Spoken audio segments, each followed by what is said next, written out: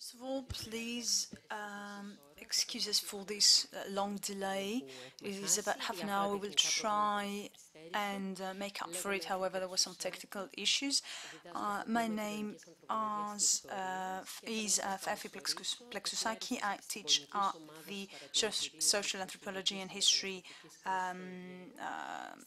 School of the University of Aegean. So I'd like to welcome you here at the first presentation of the Observatory of the Refugee and Migration Crisis. It was an idea we had since its instauration of actually holding such a meeting, and with the Thimios Papatakserchis, we meant to organize an event to present it. The observatory has been staffed with 3 new people that are working together. The the multidisciplinary team has been expanded. Members of both the University of the Aegean as well as other universities from abroad are participating. So today we are at a moment where the 2 elements of the observatory, both the site as well as the repository, are online. They might not be in a procedure of being enriched, both the repository as well as the website. However, this event today is an opportunity to discuss with a wider public the value of such an initiative, such an effort, and the way in which we can enrich it, take into consideration new suggestions that might even spring up during this event. Allow me to say a few words regarding this event with the title of Refugee Crisis, a cognitive as well as cultural challenge. So it is divided in 3 parts. We start with the greetings, which is the first part. Then we move on to the presentation of the observatory itself by its main actors, and at the second part we have a round table where we have invited people who are closely involved to the refugee issue for many years, and they are here representing collectives and organizations such as the UNHCR, representatives of the local authorities, representatives of the ministry, people working as interpreters with refugees, and we have asked them to participate in order to give us an insight on what this challenge is. So what constitutes a challenge and how they would comment on that and say what should be the direction that the Observatory of the Refugee and Migration Crisis should take. As I said before, it is very important for us to communicate in more than one language, and this is why we have a simultaneous interpreting in Greek and English, precisely because there is a wide range of people who are interested and are involved in the refugee crisis, and we have to communicate in more than one language, obviously. So let's start now with the greetings. I would like to say that these are not your usual garden variety greetings where everybody just comes up and says a few words, because the people addressing our audience today are people who were closely involved to the creation of the Observatory of the Refugee and Migration Crisis, and without them we wouldn't be here. So please allow me first to ask the Dean of the University of Aegean, Dr. Stefanos Gritzelis, to take the floor.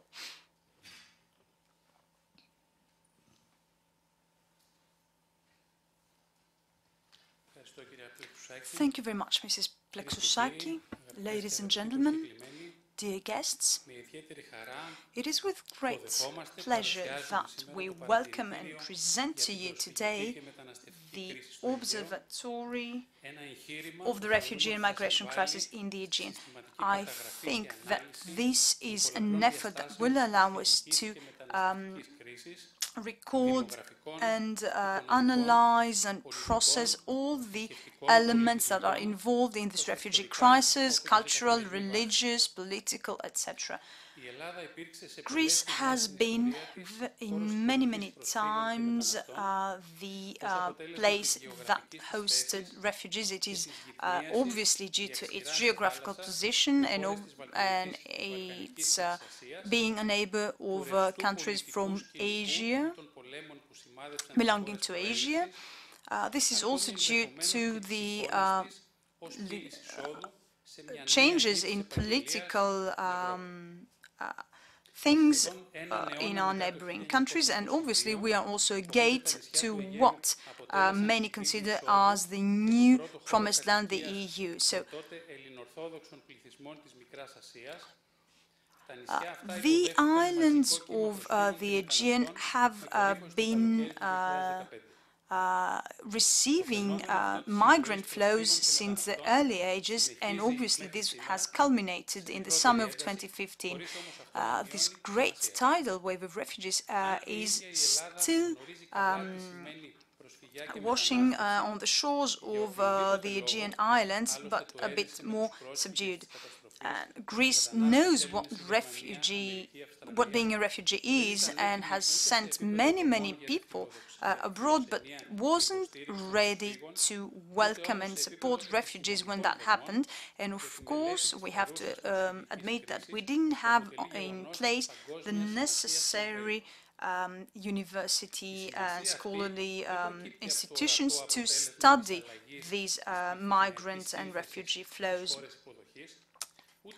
It is very important to see how the Greek society has to adapt to this new model of multicultural population. The refugee crisis is a multifaceted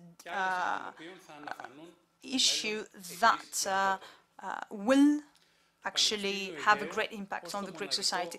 The University of the Aegean, as the only university that has schools and in 6 islands of the Aegean, working closely with the local authorities and the local societies as an education organization that is focusing in social sciences and humanities, realize the need for the analysis and collection of data pertaining to these complex cultural and social events, both now and in the past. So it had to act in this newly emerging reality, and we were active since the beginning with a variety of actions and activities, making sure that there will be a framework that will allow us to raise awareness and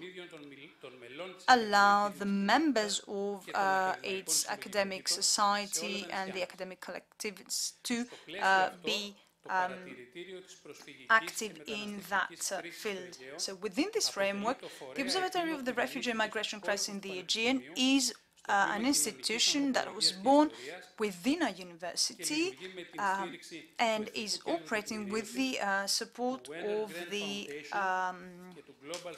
National Documentation Center, the Wenner Grant Foundation, the Global Studies Center at the University of Pittsburgh, and it aims at recording, analyzing and processing the multiple facets of the refugee crisis as it is being experienced here.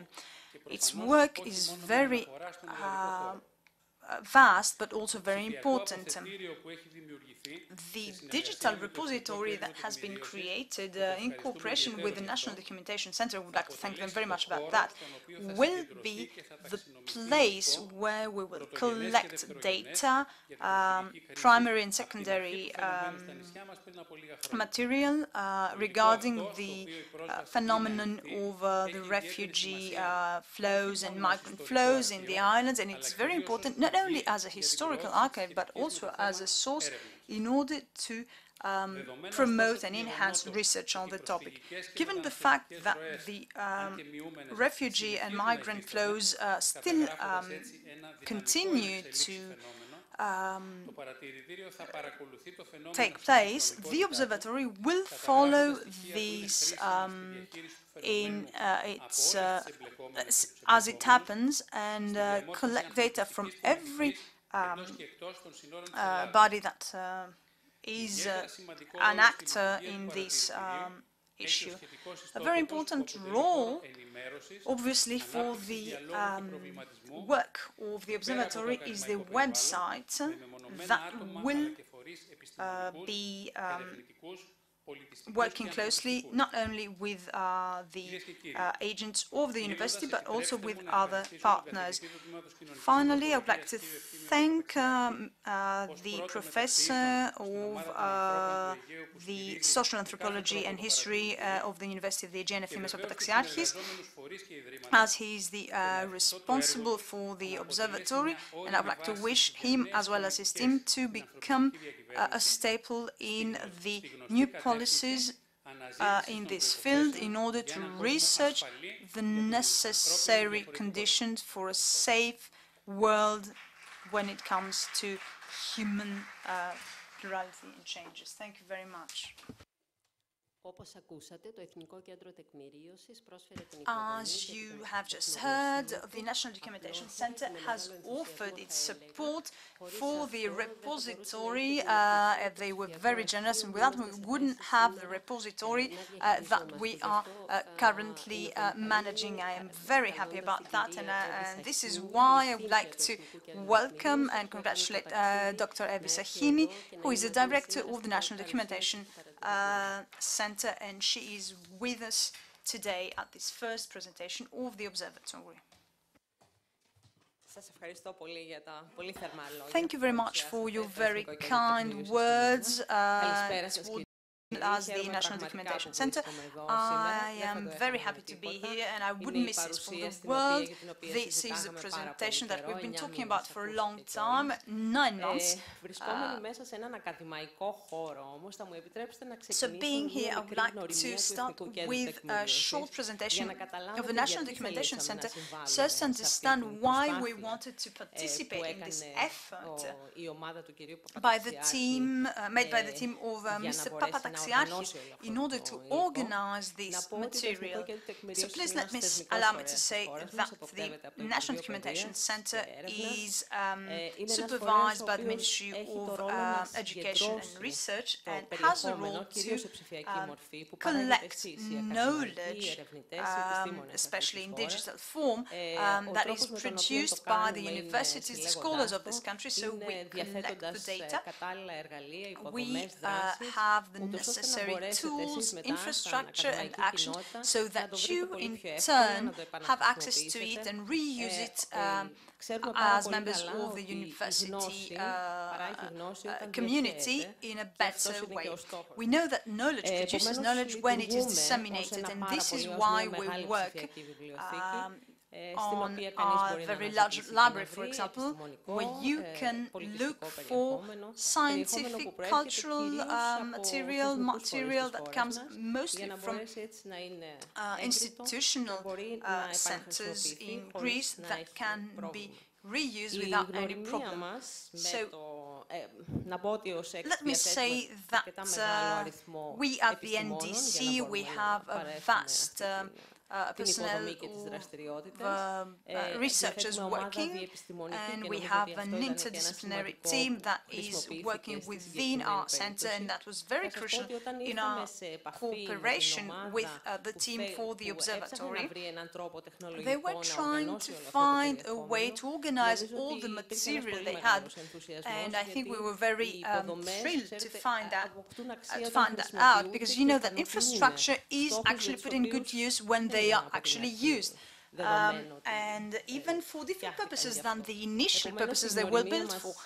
So, when we met in February in 2017, 9 months ago, as it was said, we started a bit hesitant in the way, but very quickly we found out how to work together in order to organize a very heterogeneous material and has issues that are different than the ones we had to face up until today.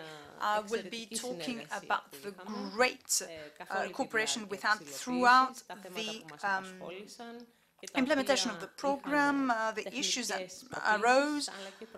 There were technical challenges as well as cognitive challenges, if you like.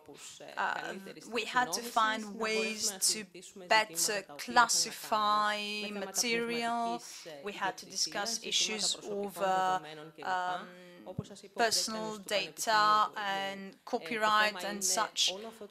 As the Dean said, the thing is that all this material that is collected must be publicly available in order to be able to reinforce, to enhance scientific research, but also be accessible by society itself, so as to allow people to have an idea of what really goes on about this refugee crisis, this issue that has a huge impact on everybody's lives. Now, the infrastructure of the repository has been designed in order to collect as well as disseminate data. We tried to use different parameters. We are the ones running it in our cloud. It is fully accessible and capable to organize a vast number of content, of any kind of content. Please allow me to say that since the beginning we got involved with it, not only for the pilot part, but for the whole time this will be up there. So as the NDC, we are responsible for the accuracy of the information and content, and we are fully engaged to assist the observatory, the university, as well as other partners that will contribute in this repository. Thank you once again. I am very happy to be here for the presentation of the result of all these efforts, and I'm really eager to see what your reaction to that will be in order to make us even better. Thank you very much.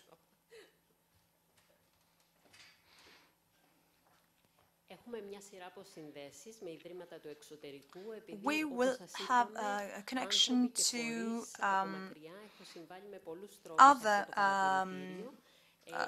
universities and centers. The first financing came from the Aegean Foundation for Anthropological Research, and I'm very happy to have with us from afar Professor Dannelyn Rutherford, who is president of the Aegean Foundation for Anthropological Research. So we would like to welcome her, and I hope that we can hear her and we can see her as well very soon.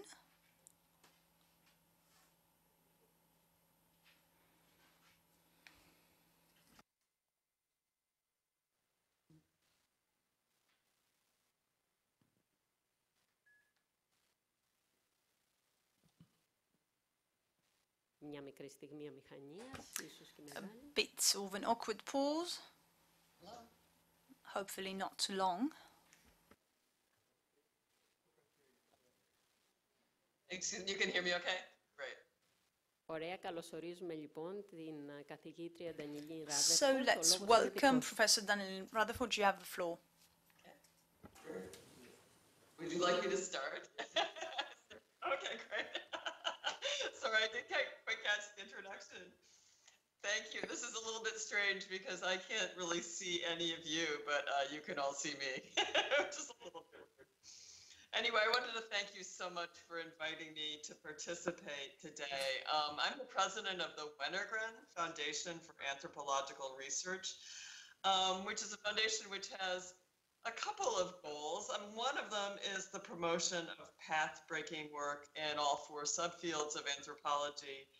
But we also work to promote an inclusive anthropology, an anthropology that brings in new kinds of voices, which means becoming a more international anthropology than maybe anthropology has been in the past. We were founded in 1941. Most of our money is spent on small research grants, the majority of it for PhD students, also for postdoctoral researchers. But we occasionally have a chance to fund something bigger and more ambitious like this. Now, I'm new to this job. I've only been the president of Wenner-Gren since July of this year. And, I got to kind of visit a few board meetings before coming. The first one I attended was the one where we decided to fund the observatory. And I thought to myself, this is going to be a great job. It's relatively rare to come across a project of such urgency where anthropologists from across the world working together are in a position to bring their expertise to bear on issues that must be addressed now. The data from Lesbos is important not just for the insights it's generated on security, humanitarianism, the outsourcing of borders, and the nature and limits of hospitality. It's also important because it captures the moment from lessons from a singular moment in a singular place involving people with singular lives and attempts to do justice to the full range of people who are involved. So it's super exciting to see an international initiative that's doing this kind of urgent work. I'm really delighted that we were able to support this at Wenner-Gren, and I'm delighted to be here today. So thank you so much for inviting me. So I'm going to say goodbye now and live stream. Yes, okay, thank you. Τώρα θα ήθελα να καλέσω χαιρετισμό την επικεφαλής του σημαντικότερου διακρατικού οργανισμού για τη διαχείριση του προσφυγικού στην Ελλάδα και στη Λέσβο σήμερα, την κυρία Αστρίτ Καστελέν, από την ύπατη αρμοστία του ΟΗΕ για τους πρόσφυγες. The management of the refugee crisis, and this is Mrs. Astrid Kastelen from the UNHCR.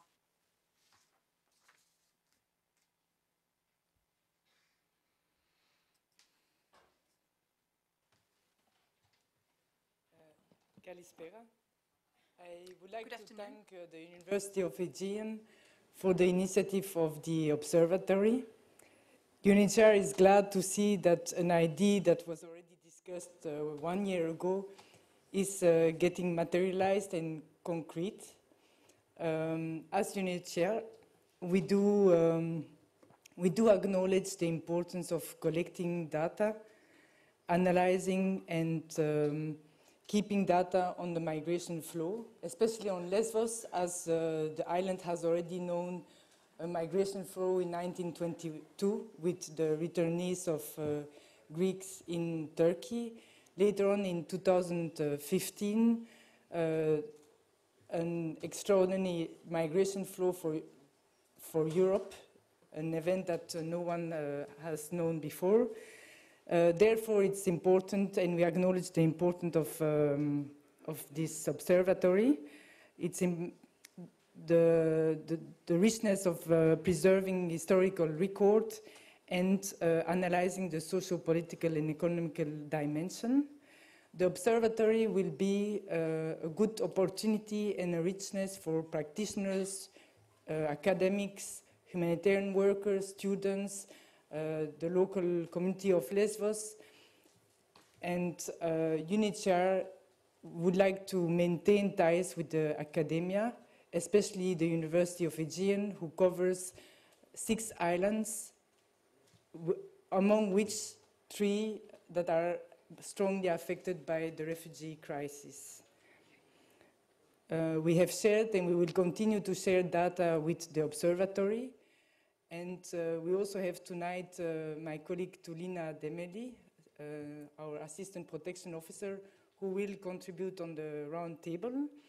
And in the future, she will tell you how we envision that UNHCR can help and contribute to the Observatory, and will in the future also closely work with the Observatory in order to have this initiative going forward.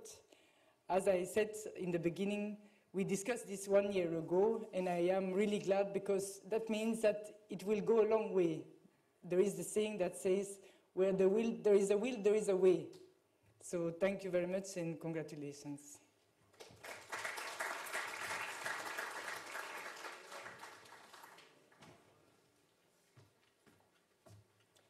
Και τώρα είμαι πολύ χαρούμενη να καλωσορίσω τη συνάδελφο καθηγήτρια Heath Cabot από το Πανεπιστήμιο του Pittsburgh, το Global the University of Pittsburgh and the Global Studies Center.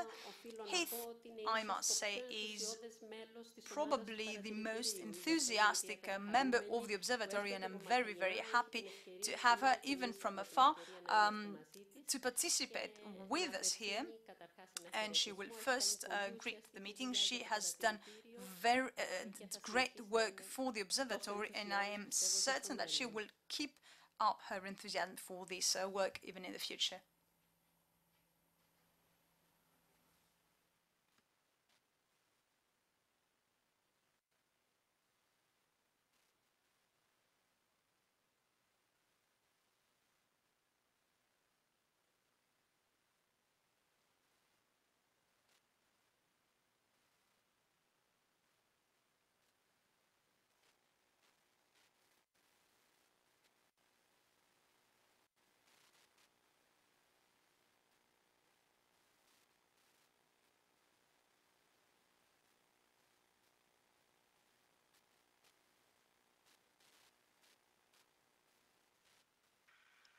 Συγγνώμη, μ' ακούτε?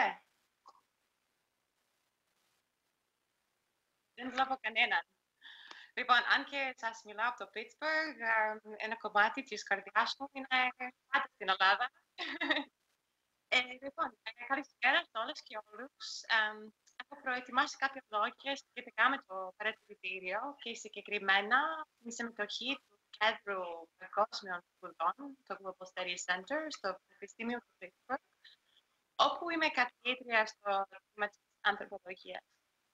Το Κέντρο Παγκόσμιων Σπουδών the Global Studies Center is supporting critical thought and through the studying of the world. We have received funding for the interstate cooperation regarding the migrant and refugee flows in the Aegean. Unfortunately, there are some issues with the sound. Unfortunately, there is a problem with the connection and there cannot be an accurate translation.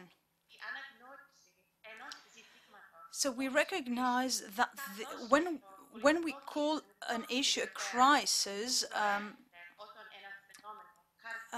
and when a phenomenon is characterized as a crisis, that depends on the politics of visibility, meaning who sees whom, who is observing what.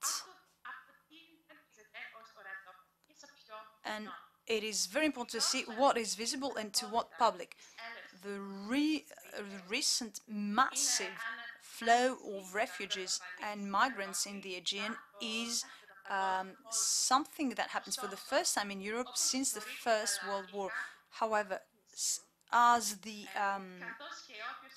residents of the island know very well, and those who have worked in the humanitarian asylum-seeking field, there have been some smaller crises that also affected the Aegean as well as the Mediterranean Sea in the recent years. So there were issues with migrant flows, death in the sea, but they were not that massive, and they hadn't been considered as worthy of international interest. The recent migrants have managed to organize their lives in Europe. For example, local communities in Lesbos and other islands have tried to help the recently arrived refugees. But now we are hearing that the crisis is over, or things are not as bad as they were. To that end, it is very, very important to understand that the crisis is not done, and the observatory is very, very important for that, because it will keep the crisis visible. Thank you very much, and congratulations to everyone and for the invitation to participate in this event, even from afar. Thank you very much for inviting me.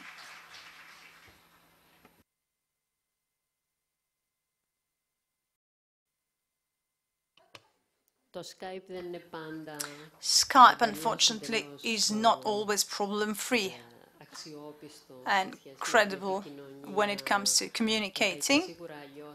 I'm certain that things would be different if we had Professor Heath Cabot with us, but it was the best we could do.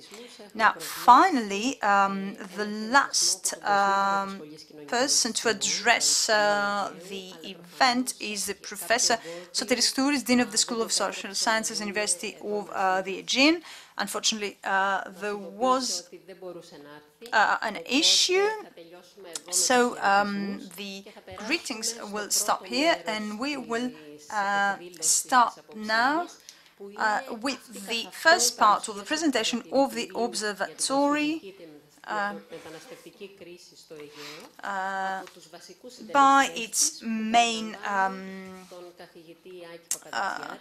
by the main people who work on it, and the first speaker will be Professor Efthimios Papataxiarchis, Professor at the Department of Social Anthropology and History at the University of the Aegean, Katerina Rozakou, postdoc researcher at the University of Amsterdam, who is one of the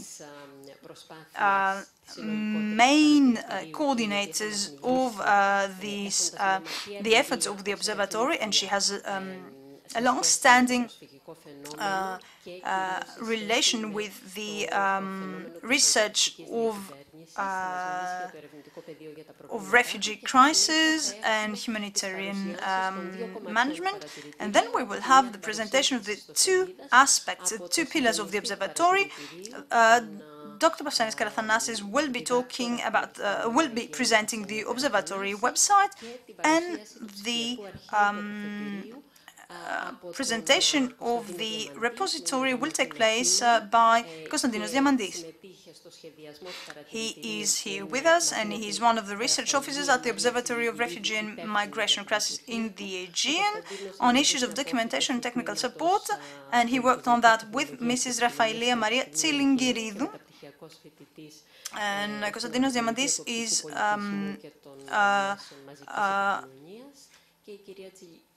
a postgrad student, and Mrs. Tsilingiridu has a master's degree on intercultural education. Unfortunately, she couldn't be with us, so let's proceed to the presentations, and I would like to call Mr. Papataxiarchis, Mr. Karathanassis, as well as Mr. Diamandis to take the place on the panel.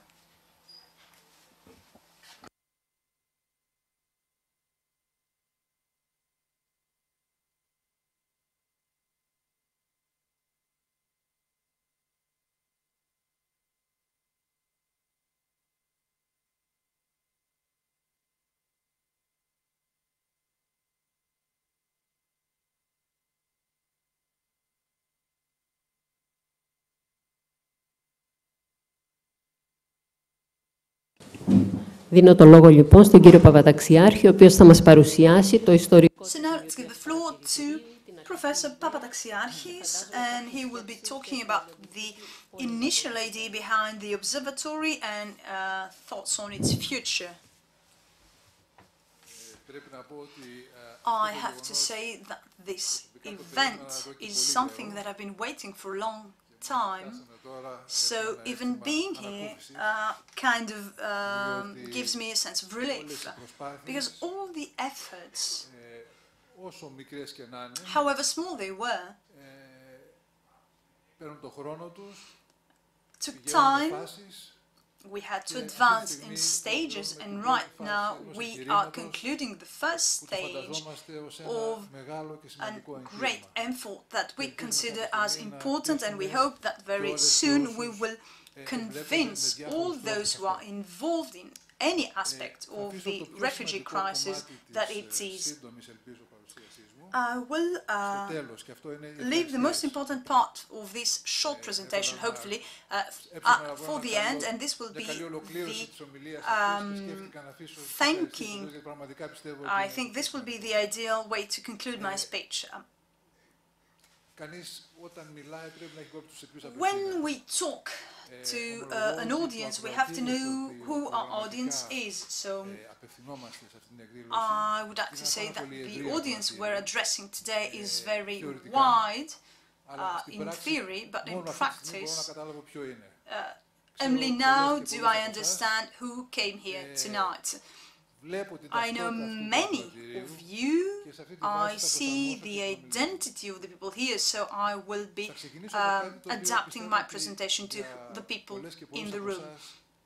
I will start with something that most of you think as self-evident, that on this island, as well as in other islands of the Aegean, but especially on this island, we have lived something that's very heavy, very important, and its importance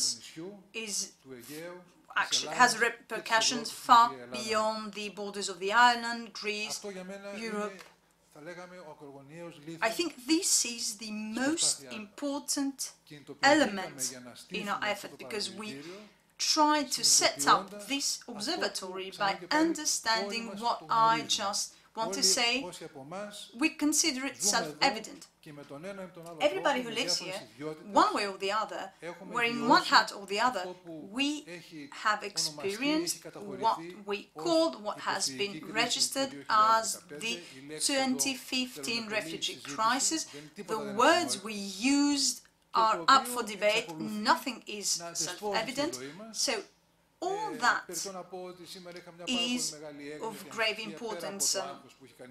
Obviously, when we have to present something new to an audience, I was worried if things would go well, and in the last 10 years there have been very important things taking place on the island. Every day brings forth new data, and that reminds us that the burden of this crisis is here. Our effort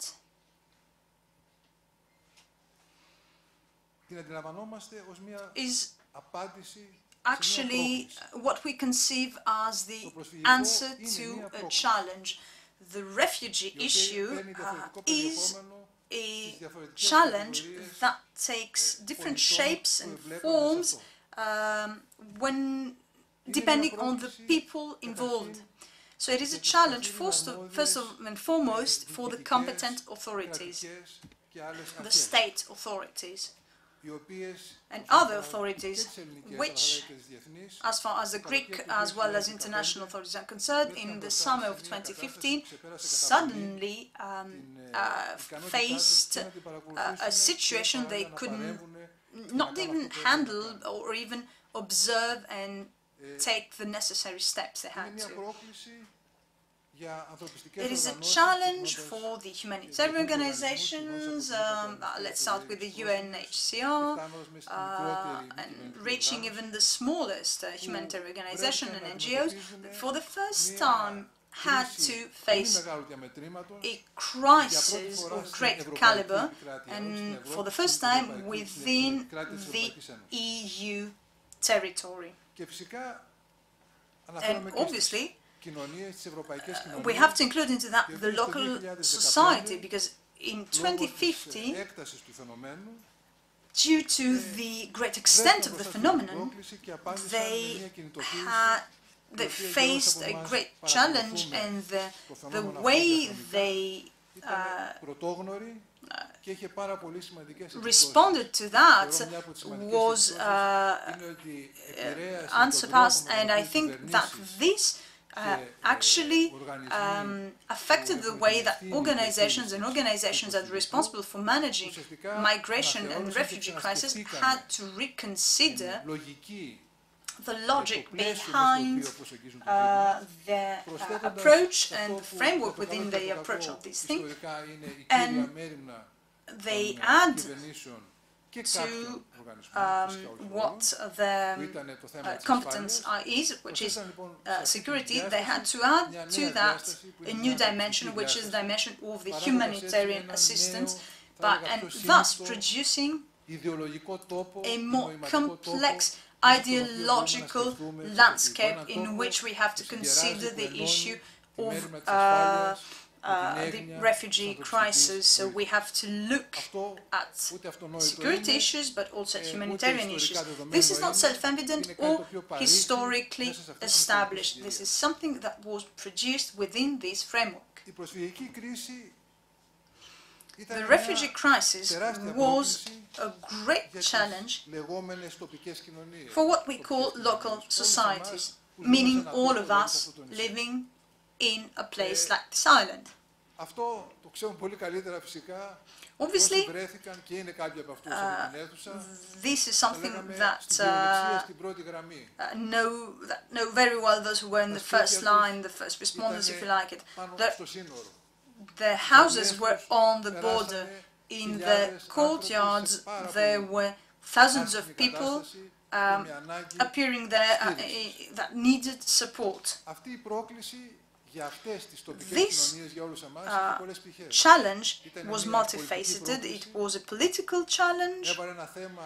It actually begged the question of the sovereign territory, who is actually making decisions here. It was a financial challenge. It had both positive and negative elements. The crisis caused problems in some sectors of the economy. For other sectors of the economy, it was beneficial.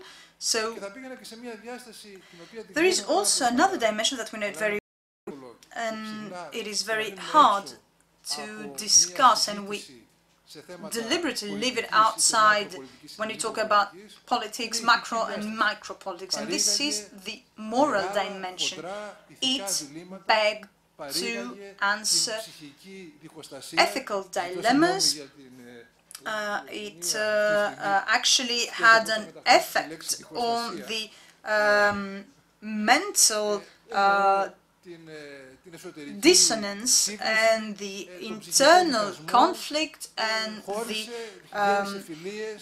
it even created intense moments, and friendships were hurt by that and were still there.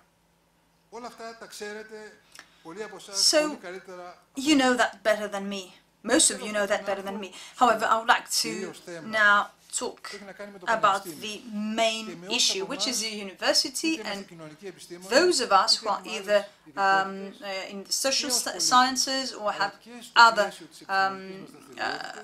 belong to other disciplines, or as citizens even, we had to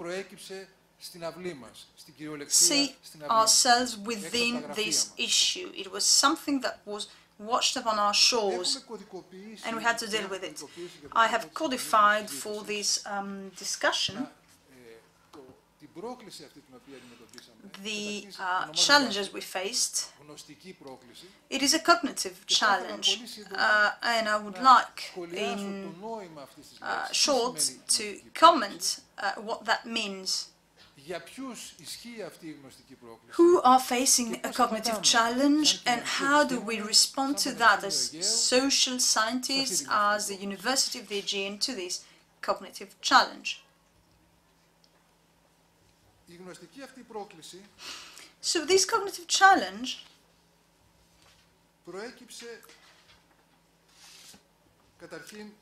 started initially through a historical familiarization with the issue of migration in the last 20 years.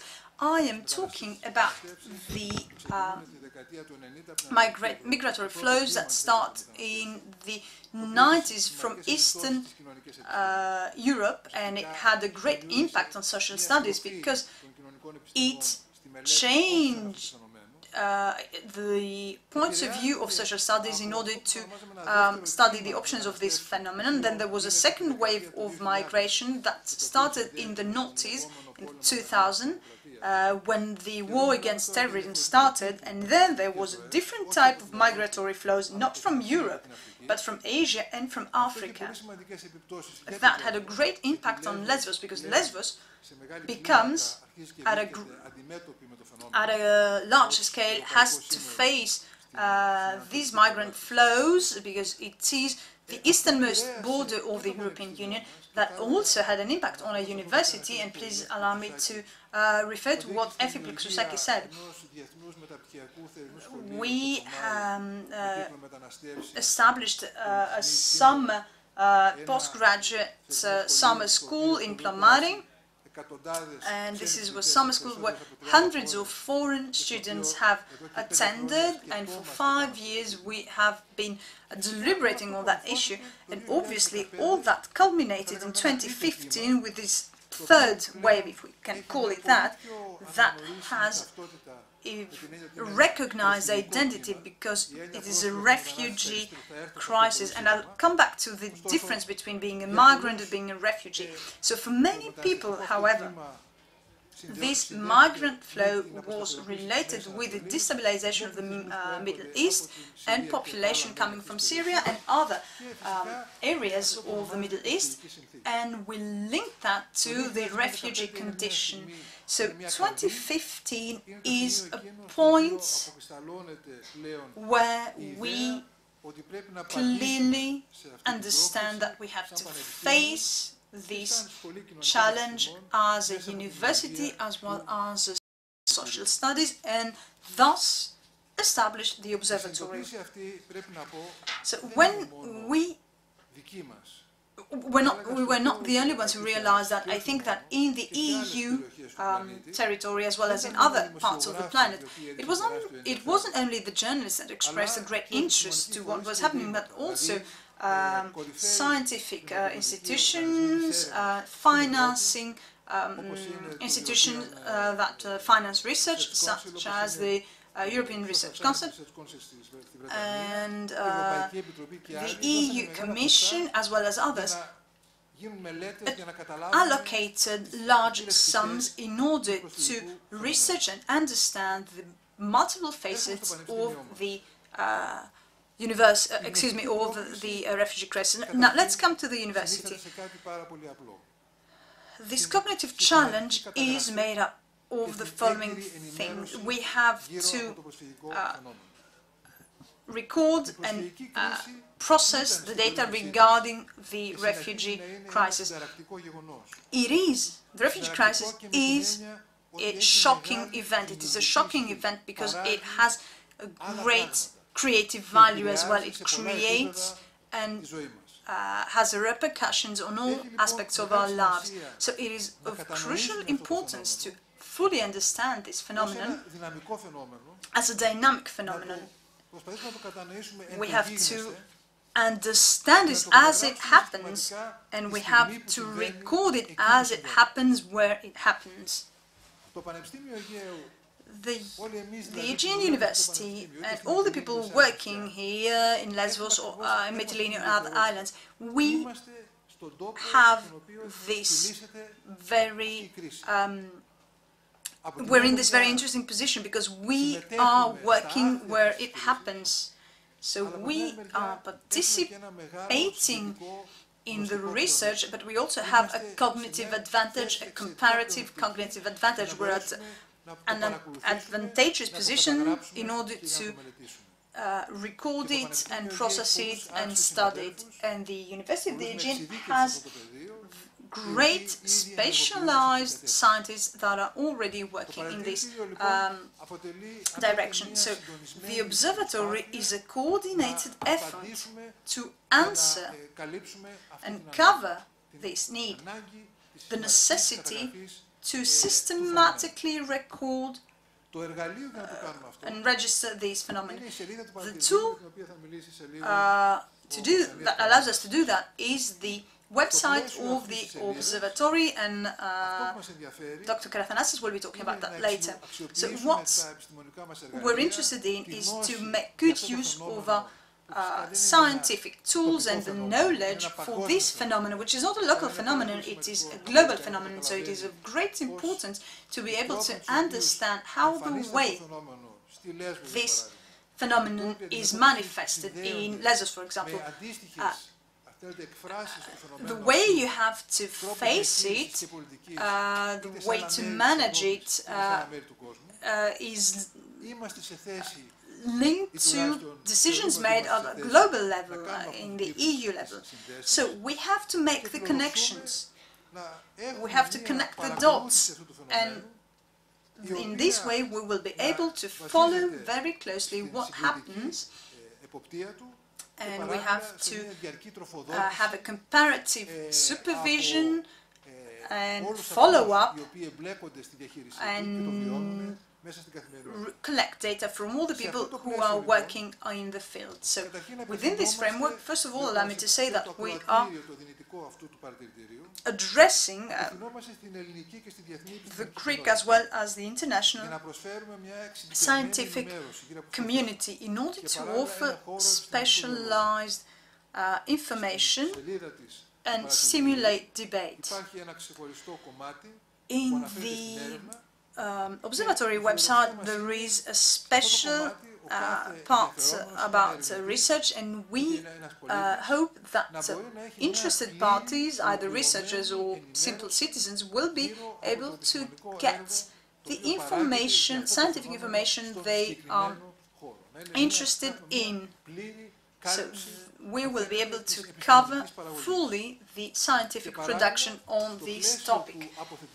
And at the same time, within the framework of the repository, we are interested in building a database that will be able to give input to the research conducted by anybody.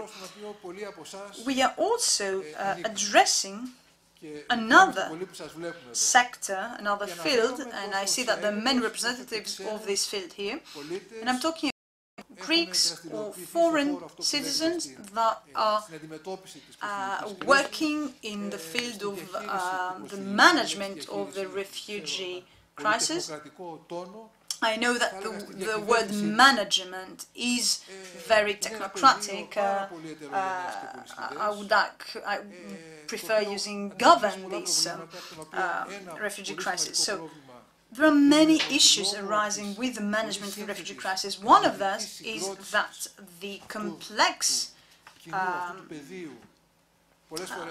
nationalities working in this field, very often we are lost in translation. I hope that that today we are making a step in the opposite direction and try and get together.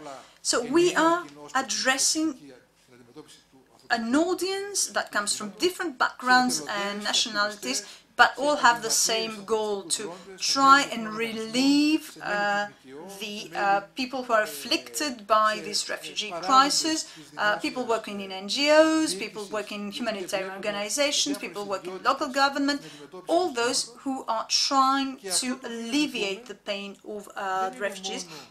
And what we are asking for is not only to get to know each other. We're not asking that the users of these services that we can offer really step up, but we are thinking about working together. This is a provocative thought, that we could work together and shape together the repository. So we are open to all types of cooperation.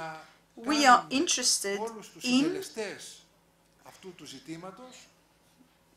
being partner with all the people who are working in this field and be part of our effort. And I hope that within the framework of the discussion that will take place later on, we'll try and find ways to work together. We're also addressing any citizen that was interested in on that topic, whether they're living on the islands or somewhere else in Greece. We are a bilingual observatory, and we want to offer this information in other languages as well. Perhaps at some time we will be able to do that. However, still, the fact that this information is offered in 2 languages is an important step. So you can find information here that would be otherwise very difficult to collect on the website, on the internet. You can also find curated material, and by content, and by that I mean that it has been evaluated in respect to credibility. And finally, there is also an audience that I consider, I mean, everybody who works in this, on this topic knows that they are the ones who start all that, and it's the audience we have a great difficulty to approach. And obviously these are the people who are migrating, migrants, refugees. This is the black hole in many of the efforts that we undertake. What I'd like to say here is that our wish to talk, to be useful for these people, and most of all to deal with the mentality and the way people see and feel about this, and I'm talking about the people coming from Middle East, Asia and Africa. So this ambition, unfortunately, is lagging behind with our efforts and our abilities, technical abilities, and the difficulties that are inherent in intercultural communication that some of us, being anthropologists, know very well, because this is our subject. So what do we have to do here? We have to recognize a problem. There is a problem. It is a great problem. It is the top priority, and starting with the local societies that suddenly have to face a de facto situation. They have to communicate with people coming from places they haven't even heard about. So we're talking about the people in the front line of the practical management of the issue, people working for the Coast Guard or other organizations and local authorities, as well as the people working for NGOs and humanitarian organizations. So it's difficult for everyone in the field to communicate clearly. This is an issue. We don't want to just shove it in the corner and or deal with it in a PR way. I understand that there are always ways to do that. Obviously, when we have roundtables, there is always a representative from Pakistan or Afghanistan or Syria, but this doesn't mean that there is actual communication, and very often the face that they are given a seat at the table might cover up the fact that there's an issue with the honest and open debate with the members of these communities. So there is also an issue of salvation. 2015 is an important year. Nothing will be the same. Okay, this might be a rhetoric hyperbole. However, I think that we can understand that since 2015 everything has changed. So nothing will be exactly the same after 2015 for Lesbos. 2015 is a pivotal moment in time. And this phenomenon changed everything.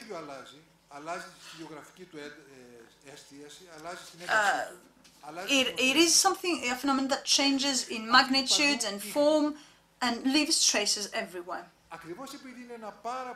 So precisely because this is a very dynamic phenomenon, these traces tend to disappear quickly. From my experience from the northern part of Lesbos, and I have friends here who live there and know very well. In 2015, in the northern parts of Lesbos, in the north as we call it, there were different situations. There were first response camps, there were structures, as we call them, there were practices and mechanisms that were set up that were first time we've heard of. Most of them have disappeared yet. Konstantinos might mention the Oxys. Oxys was a first response camp.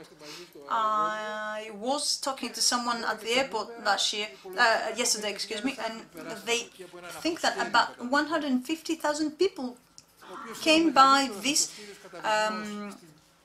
makeshift camp in the EU, and there is nothing. So do I have any more time? No, I don't. So these traces are easily swept away and forgotten. So what we are asking for is the people who have any testimonies, things that will allow us to understand that historical event that took place, please offer it to the repository. And Konstantinos will understand the terms of the cooperation and the partnership that we can have, and how we will salvage all these testimonies. And the third dimension of this cognitive challenge is political. Our efforts belongs in a social study that is asking for a critical awareness of this political of the political dimension of this phenomenon. We must find a third way to build on that topic, starting from the words, because in the beginning there was a word, so in order to understand what goes on, we have to carefully understand the words we choose to speak about it. There is a great fight regarding the words used. When we talk about the migrant and refugee crisis or issue, and we have to expand the field of understanding by fully understanding the impact of the words we choose. I will conclude here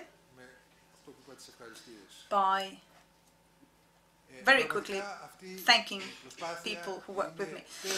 So this effort is in fact a collective effort. It started at the School of Social Science and Social Studies with our colleagues at the Department of Social Anthropology and History, Geography.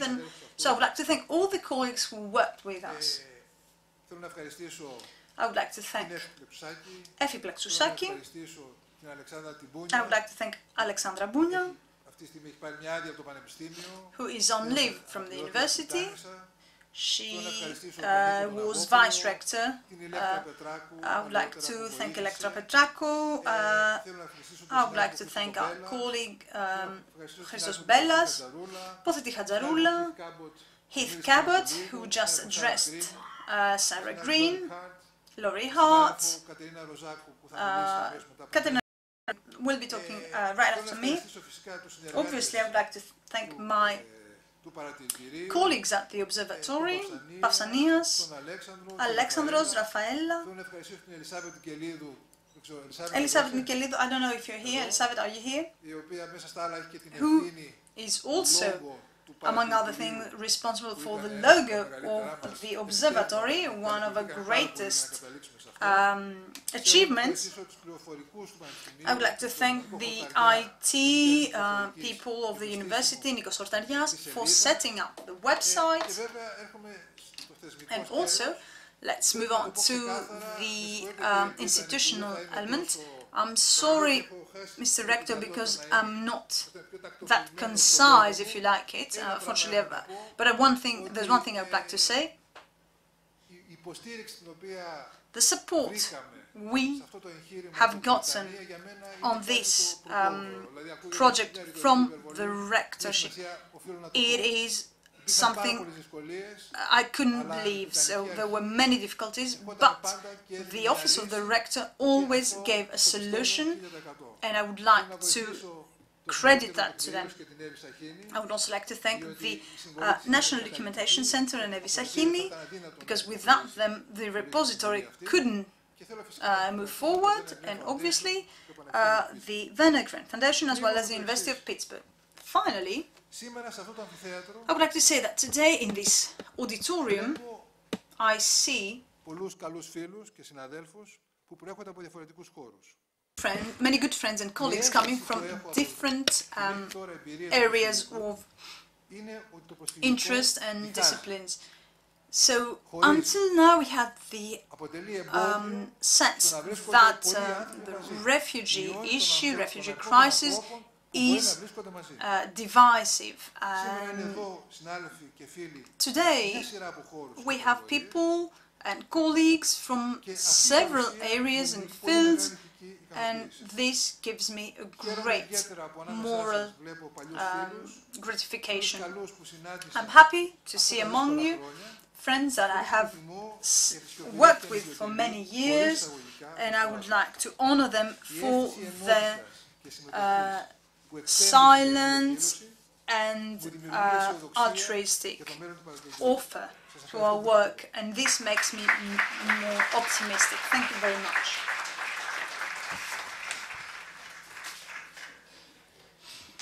Νομίζω μεγάλες φιλοδοξίες, μεγάλες προσδοκίες. Great expectations, great ambitions. The Observatory as a tool for research, information, registering, intercultural communication. Obviously, there is a great burden in the way the Observatory will work and the systematic knowledge offered. So we have chosen, after the presentation of the idea, to have a presentation with a few thoughts on the refugee issue in the research field and its problems, and I think that there couldn't be a more competent person than Katerina Rozakou. She's a researcher for more than 10 years. She's researched the NGOs and practical and government practices regarding refugee issues. She's a postdoctoral researcher at the University of Amsterdam. She is working at the summer school as well, so we'll connect with Katerina Rozakou via Skype, and I hope that she will in fact be with us very short. There is an issue with time, so let's see what we can do. Can you see me? Good afternoon. I'll try and speak slowly. Can you hear me? Perfect. I saw many faces and backs and hair that I know in the audience, so I'm happy because we have worked together for 2 years. I will be very concise today. I will be talking about the issues that are in the heart of my concerns, and I would also try and find out what is the role of the Observatory regarding these political, methodological, scientific issues. He, before me, expressed in the best possible way what the term crisis is defining this phenomenon and the questions that arise from that, but I won't be talking about that. My question is, what is the position of the Observatory in this environment? How can it contribute? What are the opportunities and what are the challenges? So there is no doubt, as we said before, that Greece in the recent years has attracted researchers from all over the world. So both the refugee as well as the political crisis, financial crisis, has taken Greece in the limelight of the current issues. So I dare say that there is no researcher that is working on migration and refugee issues that has not taken a stroll by Lesbos in the last 2 years. The publications regarding refugee crisis in Greece are increasing exponentially. So let's think that these 2 years are the time required to mature for the maturation of these questions. So when in 2016 I published an article for the assistance to refugees through a recent, compared to a recent situation, a colleague said you should add refugee crisis in the keywords of the article, and he was meaning well. So it is important, so it was important to have the keywords, it was important to establish my position in this up-and-coming research field that, as my colleague was right, would become the hot topic in the next years. So the migrant flows that we are seeing and the refugee issue is not an issue, one issue. It's not only a problem for the European status quo of the borders, it's not only a challenge for humanitarian assistance, but it has a great impact, and I will tell you how this is not a wholly new notion. Ruben Anderson, anthropologist researching the migrant flows between Europe and Africa, has coined the term illegality industry. This is a term that is referring to issues that have one common element, which is this industry of illegality. And as Papadakis said before, there is an issue with people working in the management of migrant flows.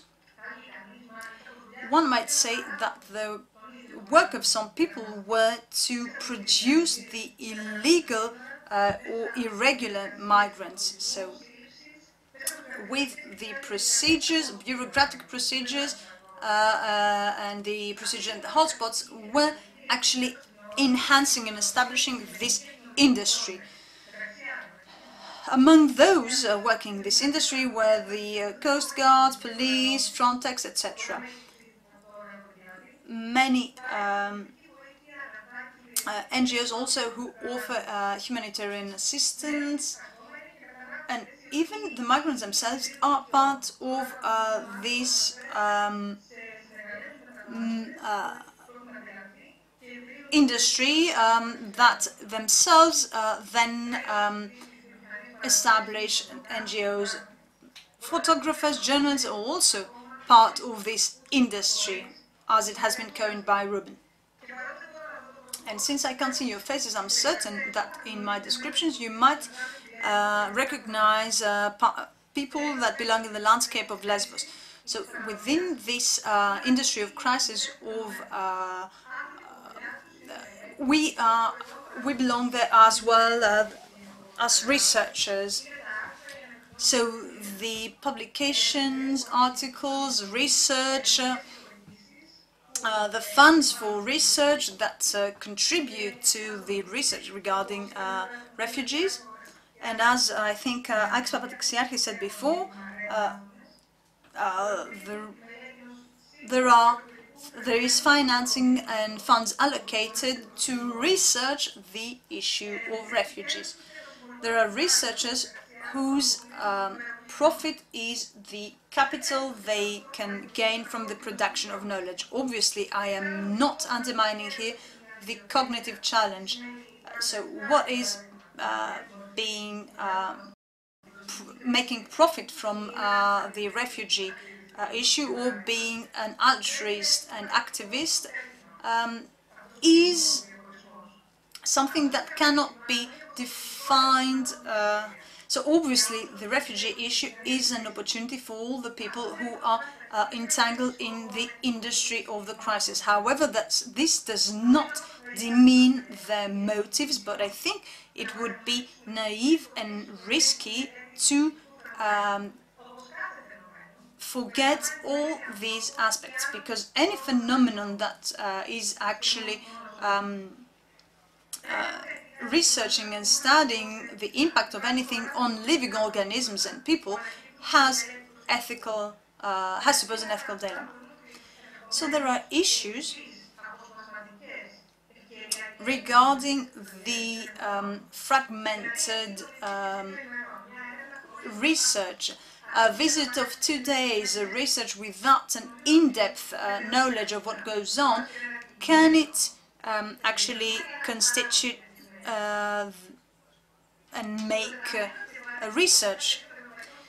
In the field of the EU borders, access is something that is discussed, because Lesbos is not a field where you go and collect I don't know, any types of weed to study. No, there are places you can visit easily, and other places you cannot have access easily, and this is problematic when it comes to research. Sometimes in difficult places, camps and hotspots, the researchers might have access for 1 or 2 days, but not more than that. So their research is inherently fragmented. I think that researchers must work for access that is not opportunistic, an access that will make them see the experience and the routine of people living there or working there, and through this analysis one might make not a superficial comment, but a stochastic analysis, and thus bring into the limelight the issues.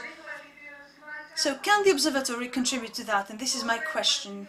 As a member of the University of the Aegean, as an institution of the university, as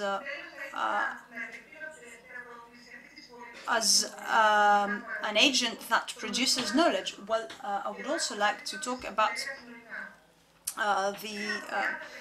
the fact that 30 years ago, when I was very young, Michael Hertzfeld, with his dynamic point of view, attacked the anthropology of the Mediterranean field. And Hertzfeld talked about Mediterraneanism So, being actually building on the Orientalism expressed by Edward Said. So, the Mediterranean as a cultural area that had common cultural characteristics and moral codes and mores became for anthropology as the birth of Europe. And Heisfeld was very denunciatory in other elements. For example, how Greece belonged in the anthropology element because it was considered not really European. It is put in the side of Europe, and I think that we understand that even further these recent years. So Greece is only a research field, is not a production of knowledge.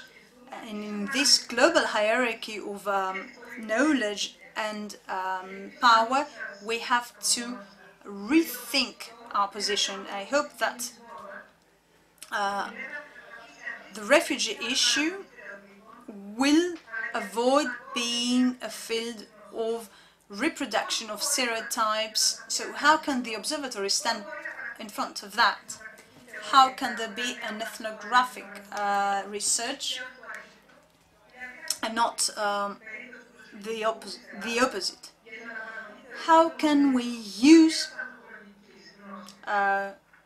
this paradigm not from the position of a methodological nationalism, but as a scientific praxis? So these are the questions I wanted to ask. I hope I wasn't, I didn't tire you talking about these topics. Thank you very much. Νομίζω μια σειρά από πολύ προκλητικά και δύσκολες απαντήσεις για το παρατηρητήριο και όχι μόνο provocative and hard questions regarding the observatory as well as every single one of us here. And now let's move on to the presentation of the website, and Mr. Karathanassis will start, and then we'll have Mr. Diamandis for the presentation of the digital repository.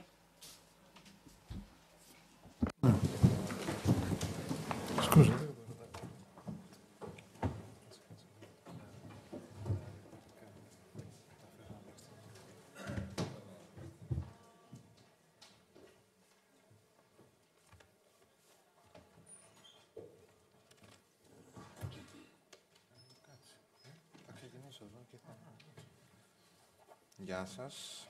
Γεια σας και από μένα. Ως συντονιστής του παρατηρητηρίου και... As coordinator of the observatory and the one managing the website, I would like to say 2 words on the rationale behind it. And we will be navigating the website to see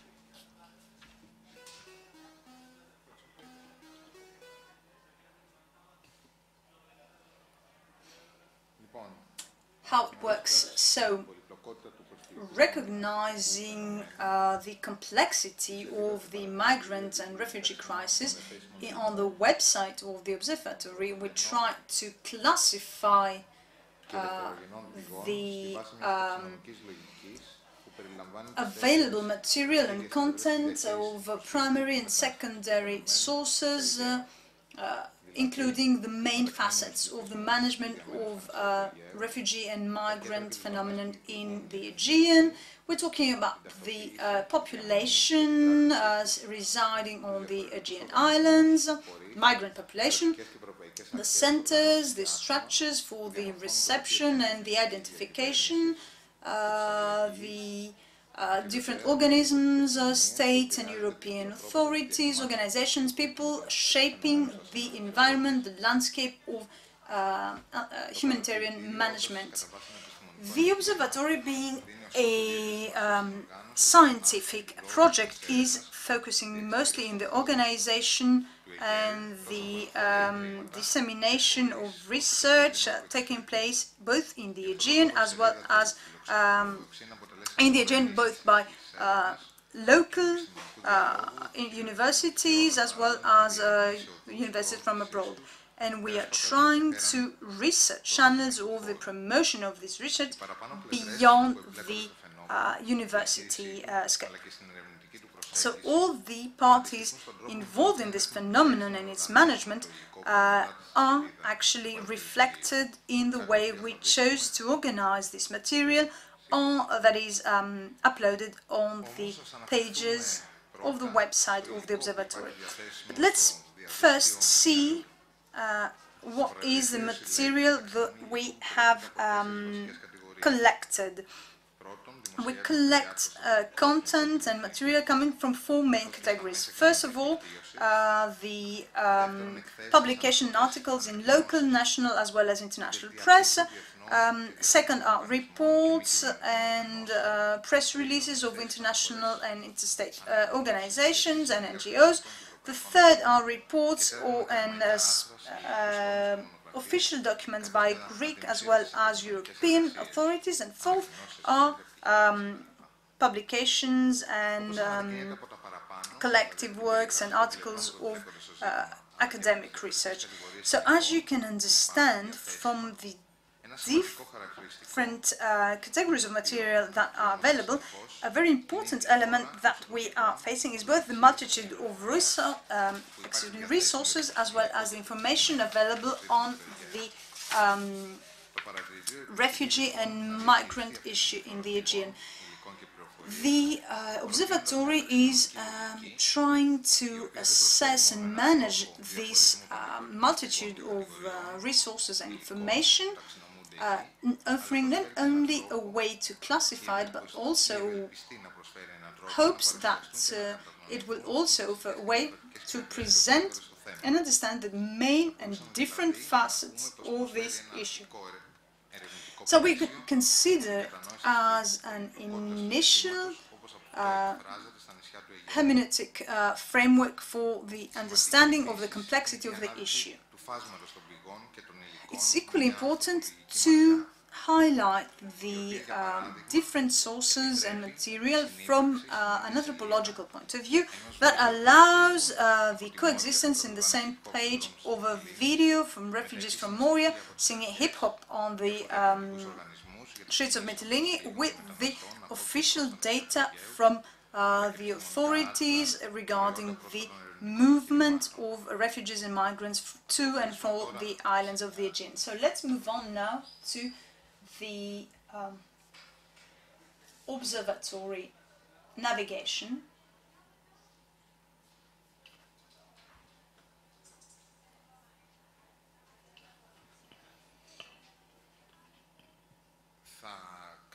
And I will keep the English version of the site here that has 5 main categories. So here we are on the home page that, despite the main issues of the observatory and the repository, it contains all the information about these. It is presented, we have a selection of uploaded news, so we choose that from the material and the content on the site, and you see the blocks on your right and below, where we can choose different publications, such as research publications, multimedia, publication by partners. The multimedia, you can see here videos as well as auditory, and of course the blog of the observatory that we hope very soon will start gathering short interventions by our partners and other researchers. But the main element, the most important element are these two categories, as you can see here. One, refugees, migrants and humanitarian governance. It is divided in three subcategories with content based on refugees and migrants, centers and facilities, and humanitarian governance.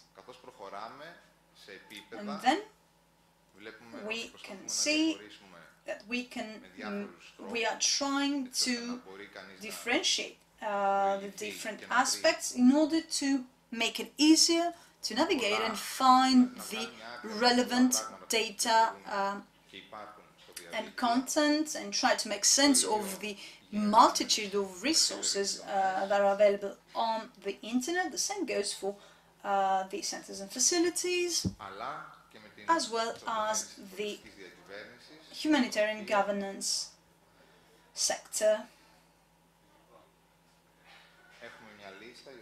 And we have a list that is continuously updated, and we are trying to gather material from all the hundreds of organizations and NGOs that are currently involved in the refugee and migrant issue right now. So we have the local societies. We have identified it by island, focusing on the islands who have hotspots, and the other islands of the Aegean. And finally, there is the research part. This is a space where research, but not only researchers, can find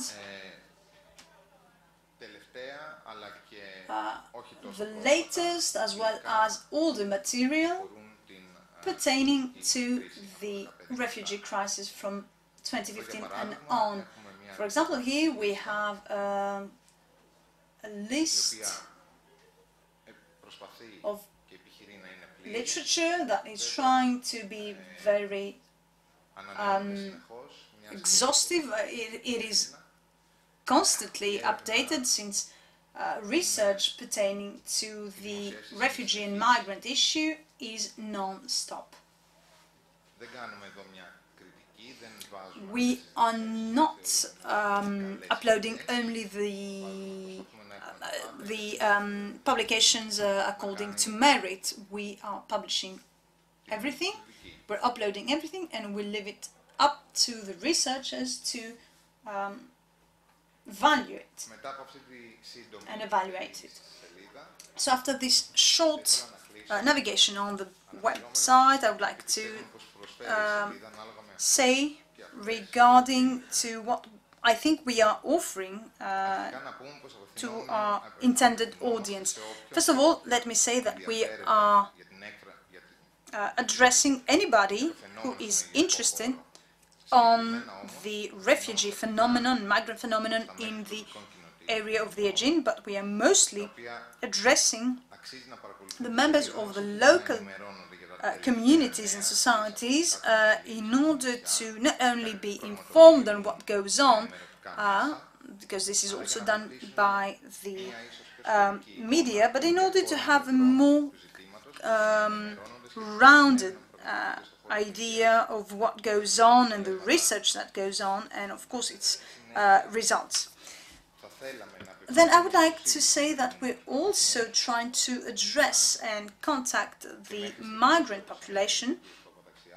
However, as Mr. Papataxiarchis said, the language barrier as well as other barriers are not making it easy and has not given us the opportunity to do so in an efficient way.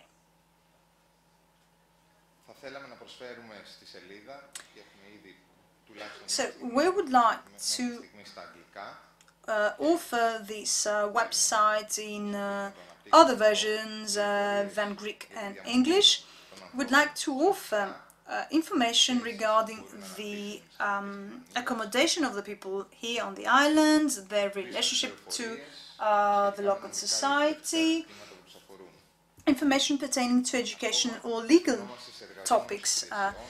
We're also addressing the people working in services, organizations, or NGOs, activists, volunteers who are interested in exploring different frameworks than the ones offered by the everyday involvement on the field of humanitarian governance. Finally, we're also trying to address researchers that can use the website as a place of induction for their research field, and they can come back to that in order to be informed and have access to the latest literature, get information on research projects taking place in the Aegean, as well as university events and conferences. Finally, I would like to say that we're only at the beginning of this project, and our ambitions are far from being fully implemented, but by now I would like to say that we have been updating the webpage by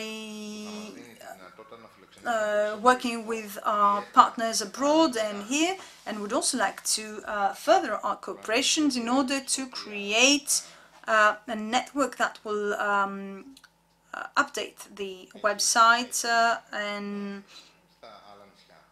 work also with people from other islands on the Eastern Aegean.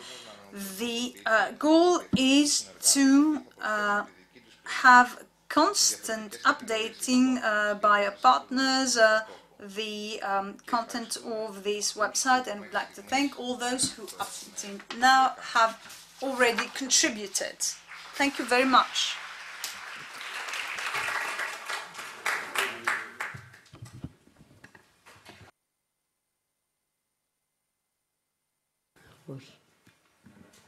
Η ιστοσελίδα και το αρχείο αλληλοσυμπληρώνονται μεταξύ and the τους και νομίζω repository ότι η παρουσίαση του Κωνσταντίνου Διαμαντή actually interacting in a very complementary way, and I think that presentation of Diamandis will show that. I know that you're already very tired due to the delay, so I'll try and be very brief. I am Konstantinos Diamandis. I would only like to say that postgrad researcher in visual anthropology. So the digital repository is part of the Observatory of the Refugee and Migration Crisis, and it is an internet platform that is part of that is working through the National Documentation Center. As we have already said, it is a useful tool for anybody who's interested in credible information. At least this is our goal. At the same time, we are inviting and offering the opportunity to all the people involved in this refugee issue and are still involved in the refugee crisis to use the repository in order to document and salvage the material they have produced and are producing through their actions. So the main issue of, the main aim of the digital repository is to collect, document, organize, preserve, digitalize, and disseminate various categories of material referring to the refugee and migration crisis in the Aegean Sea. The repository also documents and promotes research by members of Greek and the international academic community. The repository contains people's testimonies, diaries, published or unpublished statistical and institutional records, articles originating in both print and digital formats, and the primary and secondary material is collected and distributed by the repository in accordance to copyright rules. So we have used, for examples of that can be the letters exchanged with people, photos that have been taken in the summer of 2015. there is also a more systematic example, such as working with the local media and a collection of the content of local media and how they cover the refugee issue in the local societies. As I have already said, we are looking for partnership with people who produce content. I'm talking individuals or even other organizations that are involved or have been involved in the past with the refugee issue. We are willing to organize this material, this content, in an archival manner. And please, let's move on. And I would like to show you how the repository works. I will be very brief.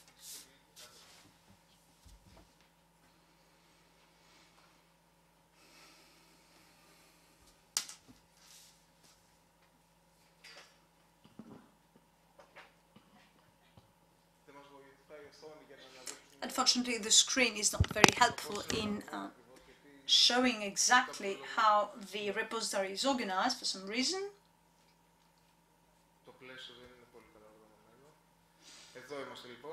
So here we are. This is the homepage of the digital repository. There is an initial mention. You see the collections and item groups, refugees and migrants in the Aegean, humanitarian actors, local societies, institutions, humanitarian governance, Greek and international authorities, research and art. And then you also see keywords that can give more details regarding the topics on which the repository collects material. And so this is at an initial stage, I would like to say. So there are the types of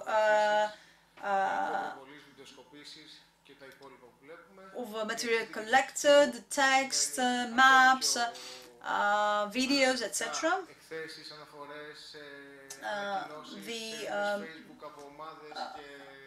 The Facebook groups, topics, local coverage according to the island. So if someone, a researcher, is intending to work on Lesbos or Chios, of course they can visit that and then see specifically the places they're interested in and get data. I will leave navigation for the end, and we have communication. This is there is an English and a Greek version. So about contact inscription, this allows the person to contact the repository, log in, becoming a member, and have some benefits, receive newsletters and updates, etc.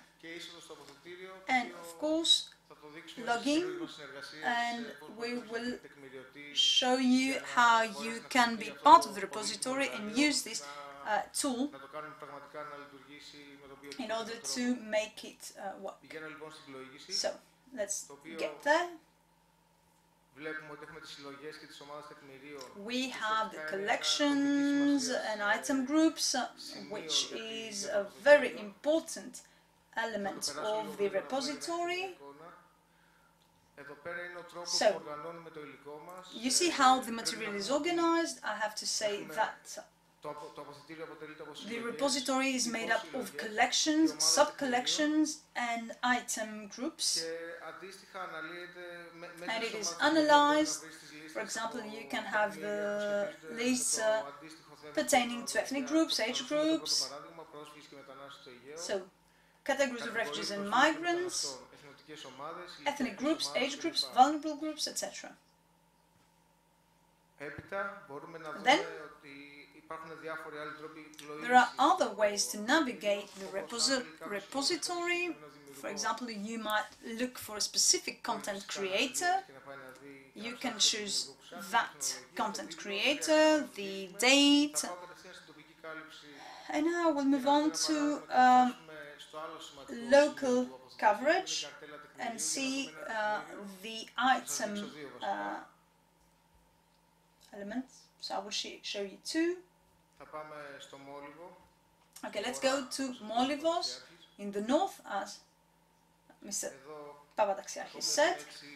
So we have 6 items, 6 documents. Let's see the first assembly for starfish.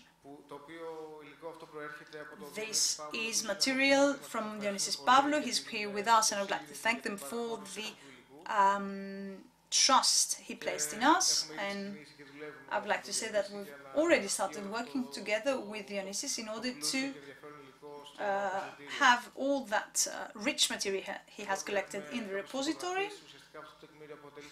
So this item is made up of 4 photographs. Through the discussions and the exchange of opinions, people from Molivos or collectivities or volunteers that discussed on what they could do in order to find a solution to the problem that Molivos was facing in 2015. And we have the fields. So you see the title, alternative title, and descriptions. And now very fast, let's go to the availability of digital documents and items.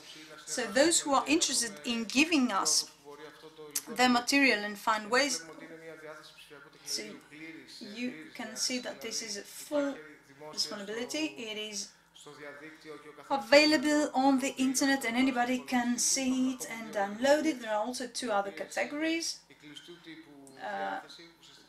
Closed type. There is a mention of a paper, photography or documentary, and anybody might seek it and come into contact with the content creator. And there's also a combined or compromise, if you like it, type of access. So we can always decide on, you can always decide the form under which you can offer your content to the repository. This is what I had to say. I'd like to thank you once again. And I'd like to say that we hope that the repository will be a field of cooperation, a main tool for research and a credible resource and literature for researchers both here, abroad, for NGOs, humanitarian governance organizations, local societies. Thank you for your time, and I'm looking forward to your response and interaction with us. Θέλω να ευχαριστήσω πολύ για την παρουσία. I would like to thank here everyone for the presentation. Rafaela Tsilingilidou, Pasanis Karafanasis, as well as Konstantinos Diamandis, and not only for the presentation but also the work they have done. It was something new and they responded very quickly and they produced this content that you had the opportunity to get acquainted with. I think we need a short break, not only for us but also for the interpreter, whom I consider is close to exhaustion. So let's have a break of 15 minutes before the round table. Ναι, ο κύριος Παπαταξιάρχης εισηγείται ενός δεκαλέπτου. Εγώ ως πιο ρεαλίστρια μίλησα για το τέταρτο.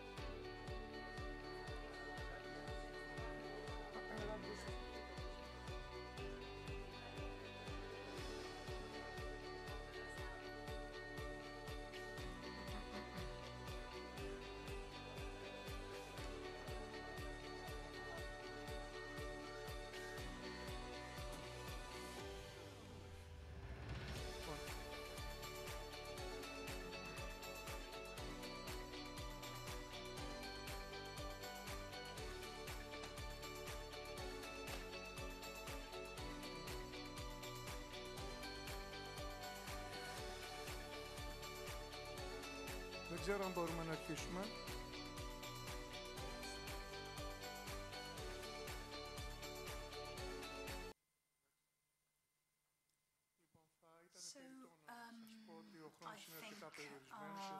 It goes without saying that we have very little time, so let's start with the second part of this event,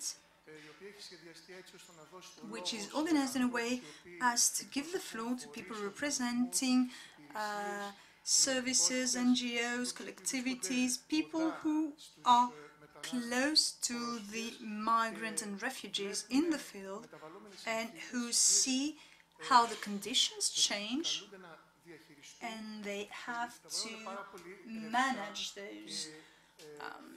Things are very fluid and constantly changing, and the notion of crisis is something that in itself is not unchangeable. It has different levels of intensity throughout time, and I think that the title we could give to this roundtable, by the way, I'm Nikolaos Nagopoulos, professor at the Department of Sociology, University of the Aegean, is about the next day. So how can we face issues, topics, which are inherent as well as external? So we have in the facilities people whom we don't know, so there are issues maybe at some times because of the pressing conditions we might have considered a luxury, but there are also questions of multicultural or issues with the social recognition of difference, the respect to being different and abolishing discrimination. So this is at a second level. This was an initial thought I wanted to express so as to give the floor to the people participating at the roundtable. So obviously the people within this difficult condition and in this non-permanent condition they're facing, they have to manage topics and issues that pertain to people who, in the majority, are willing to go to another final destination, not stay in Greece. So when we are discussing even a temporary social integration, well, the element of that being temporary flatly refused. For example, I am part of a committee of the Ministry of Education along with my colleague Aristidis, and I see that there are many parents who do not want their children to be schooled here. Aristidis might know it better than me. So, indeed, there are issues like that as well. So we're not only talking about the formal conditions or the political will or secularies, there are also very sensitive issues that we have to deal with. There are quality characteristics that pertain to the recognition of difference and coexisting with people coming from a different culture. So let me say that sometimes being isolated from a cultural point of view is a grave problem, but if we are meaning to coexist with people, we don't always have to talk about the cultural elements, because we all share some things that have nothing to do with our culture. So we have people here who want to leave Greece, but unfortunately they are stranded here. We want to include their children in our schools, but they think that if their children go to school, they won't be able to continue the journey and reach the land they want to. So please bear in mind all that. Our roundtable today is made up of people who work closely in the field with migrants, and I will be presenting them. Aristidis Kalargalis next to me, North Aegean Regional Director of Education. Mrs. Maria Theodosiou, Refugee Education Coordinator in Samos. Tulina Demelis is Protection Officer for the UNHCR. Mr. Andriotis next to me is the International Relations Senior Advisor from the and Mayor Spokesman for the Lesbos Municipality. Mrs. Strachini, Attorney at Law, member of LATRA and HERE's Refugee Committee. Mrs. Belina Papageorgiou, member of the Human Rights Movement of Samos Island. And I have with me also Michalis Psimitis, Professor of the Department of Sociology, University of the Aegean, and also he's also representing the Anti-Racist Observatory of the University of the Aegean. I'm speaking a bit fast because we don't have much time, so I would like to give the floor. There's two more people. I am sorry, Yes. Excuse me, Salim. Salim Nabi, interpreter from the Lesbos Legal Center in Lesbos, and Kostas Korozis, teacher of Greek language at Mosaic Support Center in Lesbos.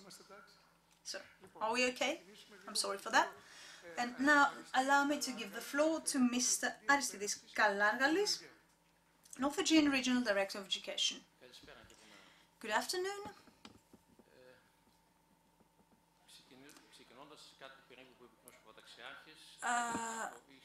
As Mr. Papataxiakis said, he has repeated that in meetings. We are the people who are on the field really have an advantage when they work and research in a place where something like that happens. So we, the education field, started working in essence during the spring of 2016. Director of school said, what are we going to do with the children in May 2015? What are we going to do with the children in education? Because there was no such, it wasn't considered as a possibility.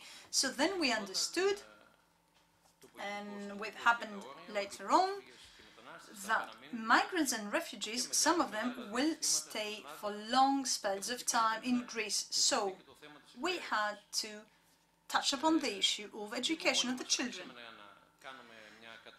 We started talking about what we should do and express ideas. So we were asked to submit officially, formally,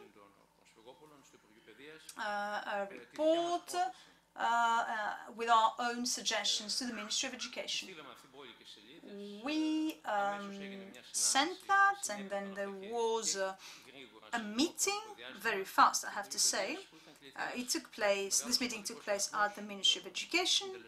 Many parties and people involved in all levels of education participated in that. The positive thing is that about majority, the people who are in Athens, well, at 90% of the suggestions, we agreed on what we had thought about for the education of the migrant children. So, in practice, it was in 2016 and 17 when we started integrating the refugee and migrant children in education. Until then, it was up to us, the regional directors of education, to make decisions, but then there was the coordinators for refugee education that were appointed in all three islands, Chios, Lesbos and Samos, and the good thing is that there were three reception classes in the schools of the islands. So it might sound weird, but there were classes that were created, and this was accepted by the people who work here, and of course the Secretary General. Unfortunately, Yannis Pandis, the Secretary General, has died since. He was very helpful. So, in these classes we only had classes for refugee children. For those who know about education, there are reception classes in all schools for children with learning disabilities and difficulties, children coming from other countries who are of Greek descent, etc. But these were classes intended solely for refugee children. So then, by adding the word refugee to the children, the next year we had these new classes in schools, and this was actually something that allowed us to school these children. The same took place in middle schools, and it was under the responsibility of the directors of education again. So our colleagues in middle and high school, in middle schools, also accepted these special classes. How did these classes work in elementary school? Maybe this will be also part of the repository. In the first day and second day, there were parents who tried to close the schools, but after 2 days, these schools started having these classes held regularly, and of course there were people who were against it, but there wasn't much they could do. There were also some individual inscriptions of children in the regular, if you like it, schools, with full support for a quicker integration. We had to look, of course, into immunization and vaccines, etc. But the coordinators of refugee education did something very important in this initial period, and that was to coordinate the NGOs and international organizations that were active in education. So, let me say that it was important for these organizations to have an approval, a certificate for their educational programs, and there were also not an audit, I would say, because that was not the part.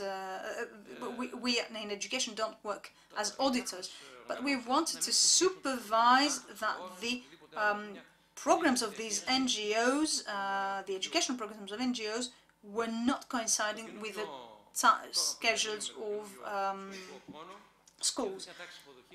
In this new school year, we have refugee children classes for the reception of refugee children in all schools in these islands. Last week we submitted suggestions for reception classes in middle schools as well as vocational training schools. So we will offer education for children over 15 years old, and this will take place in all three islands. The teacher that will be hired in place. The bad thing is that the national budget has not allocated any money for refugee education, because at the end of 2015 there could be no way to foresee that we will be needing refugee education for 2016. We have an increased number of children enrolled in these reception classes. The children belong to families who receive some support. All the educational partners in the Aegean Islands have worked with everybody, and I will not mention names because I tend to forget people, and this will be very bad. We worked with the Ombudsman for the Children. Euros Moskos is visiting, or we are talking with via email and phones, and work to resolve issues. And of course, we also work very closely with the UNHCR. At the same time, since 2015, without the directives from the central government, many colleagues took matters in their own hands, and there were many programs in order to raise awareness within schools and to let people know about the plight of refugees and migrants. And there were many programs that took place of good quality. They were not the typical programs of cultural awareness. There were also events, musical events and sports events. There were many books also published, and theatrical plays that were written on the topic and were presented by children. And as Mr. Papataxeris said before, there are currently two different trends for refugee children. One says that all refugee children should be part of the schools, and there are those who believe that they shouldn't be integrated in our schools and they should. Well, please allow me to say that both in yes or no, sometimes I can be very absolute. So obviously not all children can be integrated in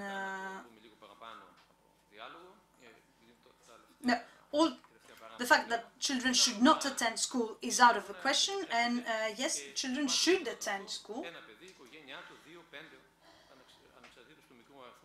So until now, we had the pupils being enrolled in the school of the neighborhood. But if there is a mass enrollment of refugee children in a school where usually you have 19 or 20, and you have an extra 25, then the class should be split.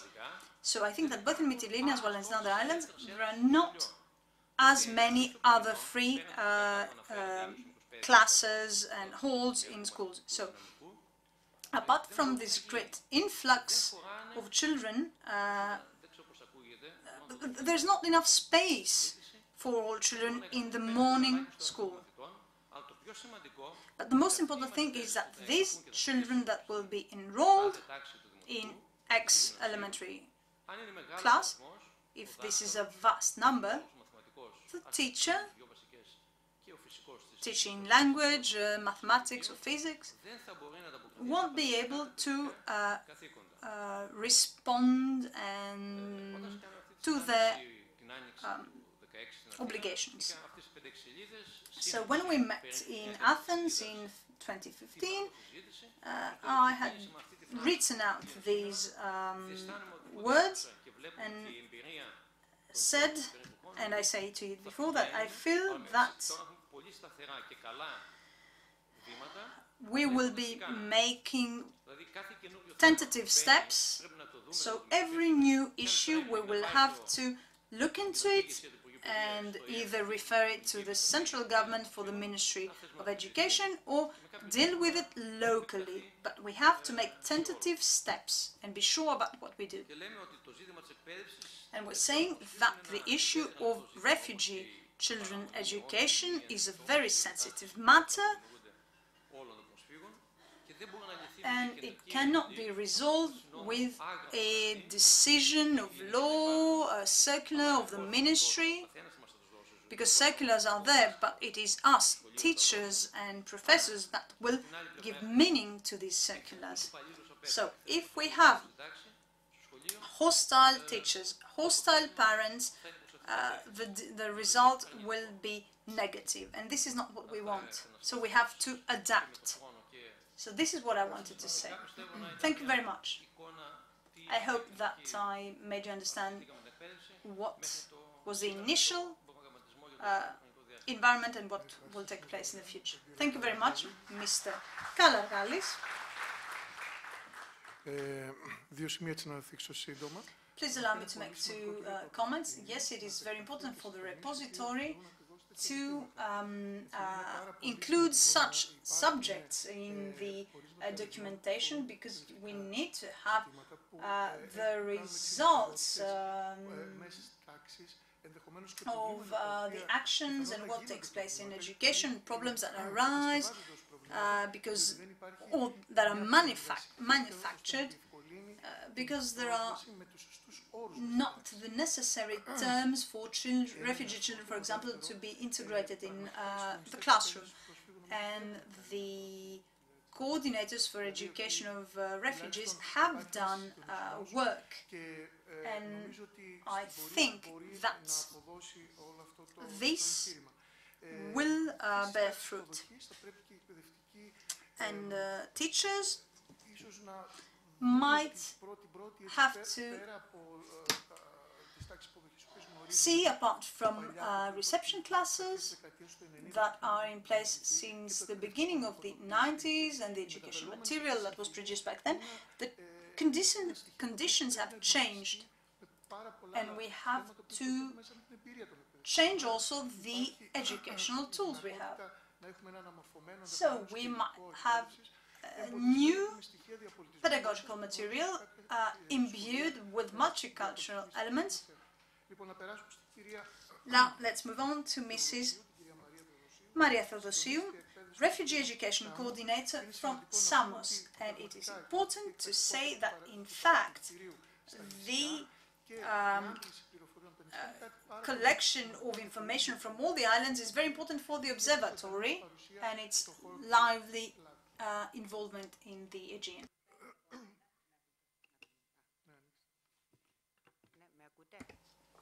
Can you hear me? Good afternoon. I will start with a short reference to the facilities, refugee facilities in Samos. Samos is one transit point for those who want to go elsewhere.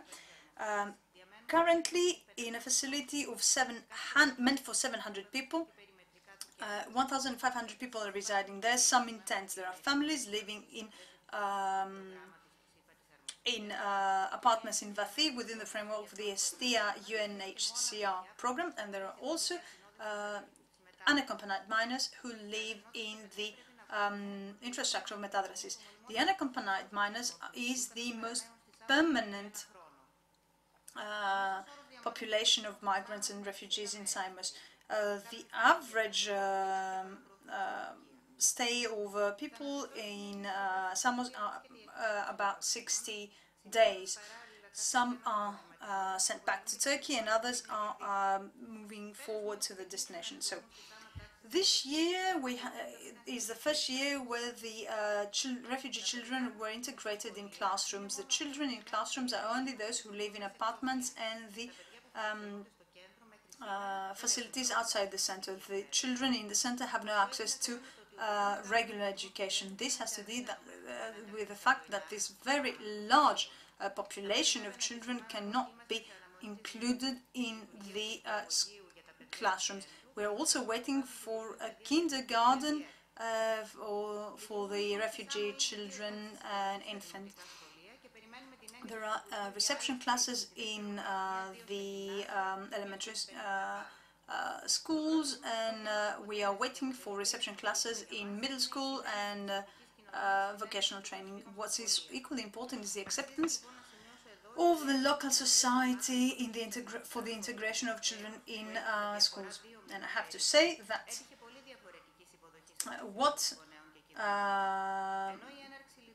the beginning of the first reception class was characterized as something undermining the school in the BTA announcement. The second one recognized the right of refugee children in education. This is a very small sample and it might be random, but I think that probably the contact with refugee children, with the indigenous children, has actually made a difference. Another element that's very crucial to all the people working for the education of refugees is the temporary character of the children attending school in Samos as well as the other islands. The fact that a child might have to leave the class from one day on the other has an impact on all the aspects of scholarization, the relationship between the teachers, the classmates, and every time one of its members is leaving, is making ripples in the school structure. And this temporary element is has an impact also in the interaction with the local societies. The temporary filling of both refugees as well as the locals does not allow them to forge real relationships. The refugees are viewed as a community, a population that is living there independently of the local community. The people who are representing the refugees also have an impact on that. The contact with between locals and refugees is often misled because the communication passes through the hands of interpreters, NGO representatives, etc.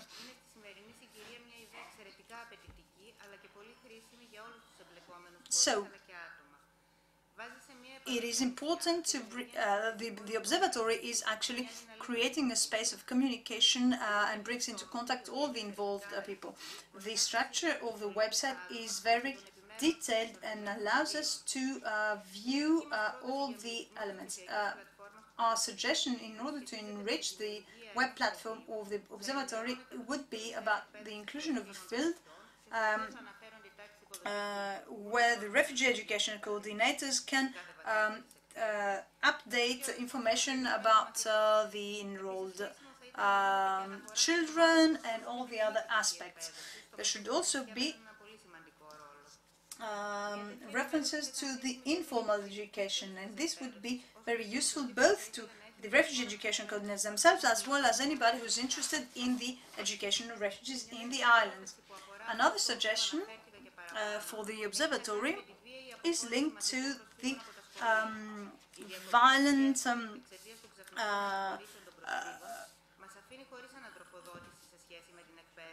removal of children from the classrooms that leaves us without any feedback on what the children have gained from their scholarization or what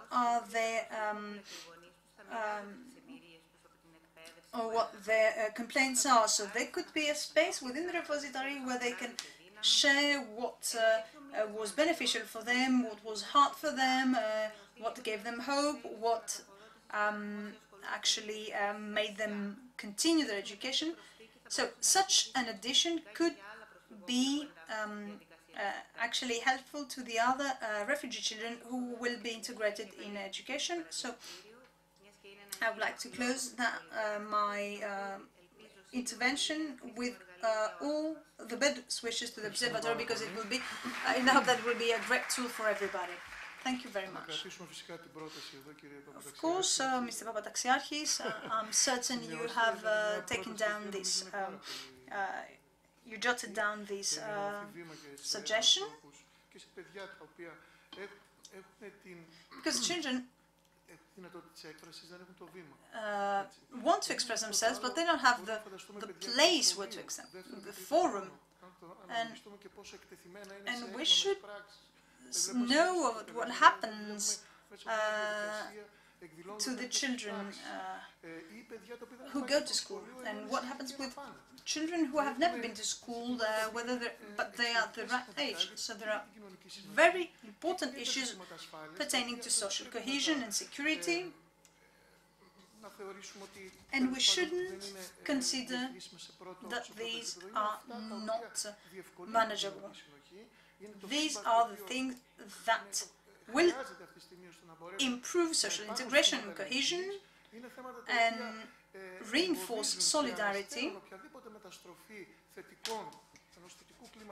and we have to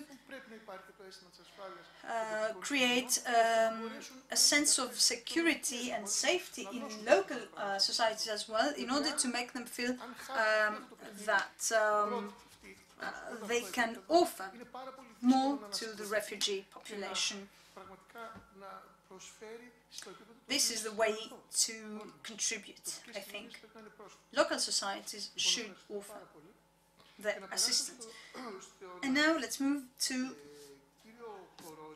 Mr. Korosis, teacher of Greek language at Mosaic Support Center. Mr. Korosis, you have the floor.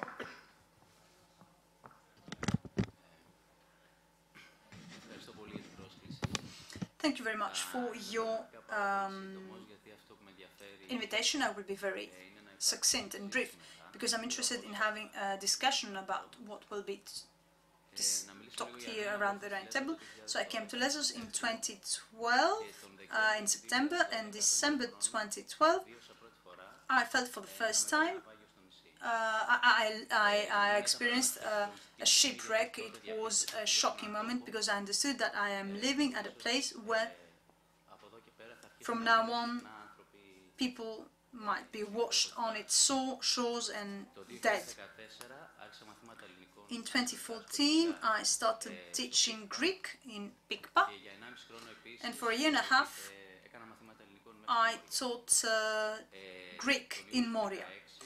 In June 16, we started Greek classes in Mosaic, as well as Farsi, English and Arabic language courses, in order to create a school visible in the center of Mytilene and cover the needs of a population that is residing on this island right now, and cover the need for education, and feel they are in a safe space and they can be creative.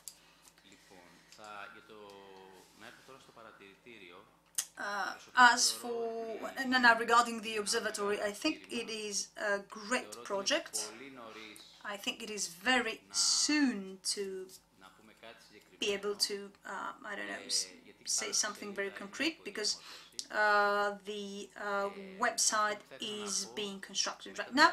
What I would like to add, after the important events of these recent days, the latest days, which are the result of exclusion policies by both ministries when it comes to refugee issues and migrant issues, I hope and I wish that the Observatory really becomes a forum to the opposite direction and allow other voices to be heard through the platform. So they have my full support in doing that. Thank you very much. Thank you very much, Mr. Korosis. I think that by offering education is Many agencies and volunteers are offering assistance, and as long as there was no formal education, they were offering great support. So we are talking about cases where there was a creative intervention in for refugee children where the state authorities had not stepped in. I would like to ask Mr. Andriotis. He is International Relations Senior Advisor at the Lesbos Municipality. Thank you very much for the invitation. I would like to congratulate you for the great work you have done. The municipality press direction is already using the observatory since last week. I will be very brief. I would like to make some comments on the observatory, what I would like to see, and what I consider as helpful. First of all, I would like to say that for the documents of the observatory from today, you have more than 850 press releases that have been issued by the press direction of Lesbos municipality since 2015. In these press releases, you have letters addressed to the European Parliament, the European Commission, NGOs. So this is at your disposal. They have already been published, and we think that it should be they are documents, and they document not only what the municipality has done, but also how the crisis has evolved since 2015 and today. More than 650 photos, all the photographic archive by 2015 until today, by our office, obviously, the press office.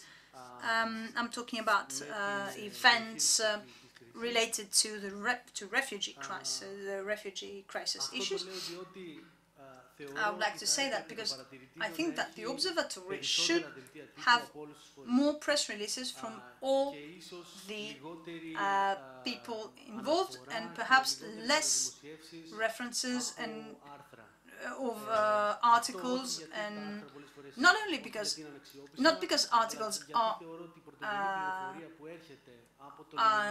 untrustworthy, but I think that the primary information coming from the police, Coast Guard, anybody else should be there. I think it is beneficial to research.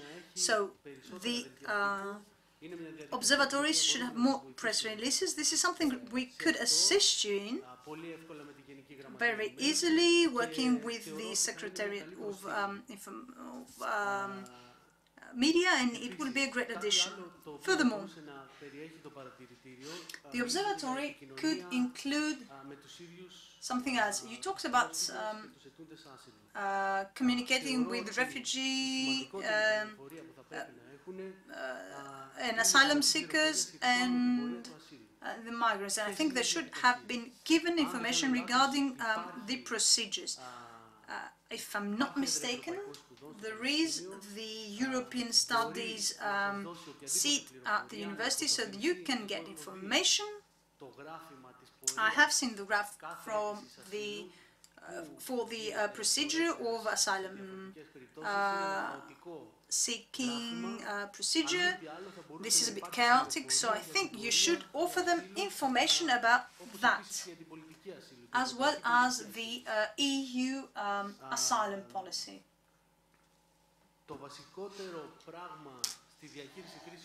The most important thing when someone has to manage a crisis is communication, and I think that the observatory can offer that. If anybody requires information on this topic, should have access to it through the observatory. I believe that as the press office of the municipality and the municipality managing the Karatepe facility, we have welcomed more than 112 researchers in Karatepe since 2016. They come from different universities and research facilities, and they are offered any information they want from Karatepe. It is open every day on specific hours for anyone who wishes to visit the facility. Other than that, I'd like to congratulate you once again. Personally, as well as all our office is at your disposal for any assistance. So since the initial meeting we had, we said that we will be at your side, and it's a great project because research has as a goal to offer answers in order to shape policies. Not obviously the policies coming from the municipality of Lesvos or Chios or Samos, but in a national and international EU coordinated effort. Thank you very much, Mr. Andriotis. And let's say that you are more than welcome in your proposal to enrich the observatory, because it will actually enhance the work of the project and shed light in all aspects of the refugee issue. And I think that we can all agree that we have great cooperation with Karatepe, and EFI has worked with many years with the municipality, months with the municipality structures. So it's very important to allow access to researchers. For some reasons that we know, it's difficult in the initial reception facilities to work. And now let's move on to Lina Demeli. We all know that asylum demands multiplied when the borders closed. So we have now more demands, and we would like to ask Mrs. Tulina Demeli, Protection Officer for the UNHCR, to talk, to address the audience. Thank you very much for the invitation. It's a great pleasure to be here, representing the UNHCR, because this is what we do in our work. This is our mandate to protect the refugees.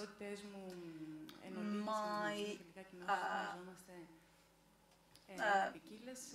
work is quite varied, for those who don't know me. I work on topics of legal aid, asylum seeking, cases of racist, xenophobic violence, anything that pertains to legal issues, if you like. And I spend many hours of the day in Moria, where the issues there are very difficult. I'm very glad to be here because I have a long-standing relation with the university. I have been a former student of the University of the Aegean, but now the relation has become a bit more platonic. But I still have I'm in contact with the people, and I have had the opportunity to talk about the observatory when the idea was just pitched, if you like. The observatory was presented by its the people managing it. It's of great importance. It has lots of information. The material will be very rich. I think that it is of great value for many reasons and for many people. Here I will not disagree, but I would like to add something to what Mr. Papataxiarchi said. He said that the refugee issue is divisive, but actually I think it unites us. There are people coming from different strands of life and professions. The Observatory hosts content coming from different organizations, NGOs. It touches upon different islands, and I think actually it unites and it can work to that direction even more so. Local society can also benefit from the observatory by acquiring knowledge, by getting to know what happens to other places, being informed on best practices, and this gives us a sense of mutual understanding, of solidarity, and feeling that there are also others who are working on that topic. So I strongly believe that local communities and societies can benefit from such a tool and come into contact with scientific research and learn about things that otherwise they would never have access to. So this could offer research tools and knowledge that to people who have never been part of the academia. Obviously, for the academic community, this has a great value. So the observatory, I think, aspires to become a think tank and a content repository for anybody who wishes to use this material for research purposes. Me working at the UNHCR, how could the observatory help me? Obviously, apart from information that will be offered to us, I think, and probably the people working in the field might agree or disagree with me. I think that very often we are very taken in by the immediate, urgent necessities in the field. So we have to deal with the legal aid parameters, the legal framework, and it will be very important to have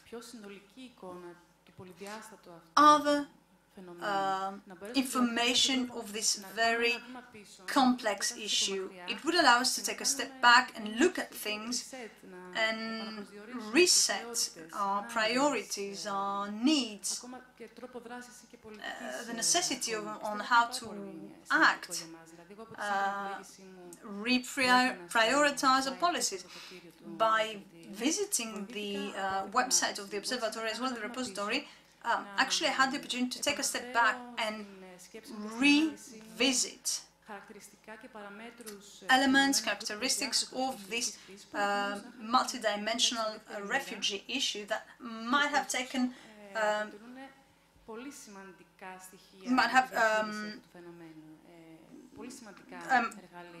stayed behind in my day-to-day work.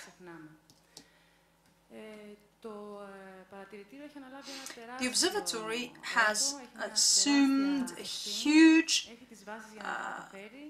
responsibility. It has the basis to bring it to fruition. I'm convinced about that. As I said, it is a tank containing material that will be very, very useful and valuable. Obviously, the credibility of the material is very crucial. One of the meetings that we have every week, we're talking about how important it could be to disperse an information that could have great impact on the topics we are discussing. And we're talking about refugees. So, for example, Moria, as most of you know, is currently in great upheaval. There could be a clash very soon. So I think that the Observatory has to be very careful and responsible with the content they manage. The Observatory will be, in a way, writing the history of the refugee crisis, the refugee issue, and it's very important to see what are the sources they will use. And the plurality of the sources is exactly the strength of the Observatory. I think you understand what I'm trying to say. And I'm certain that you bear that in mind.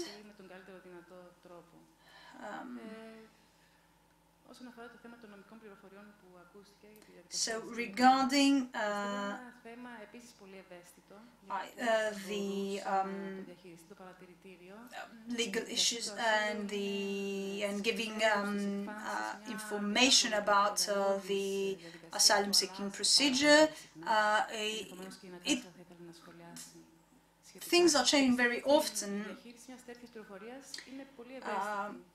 So I think we have to be very, very careful in giving out such information.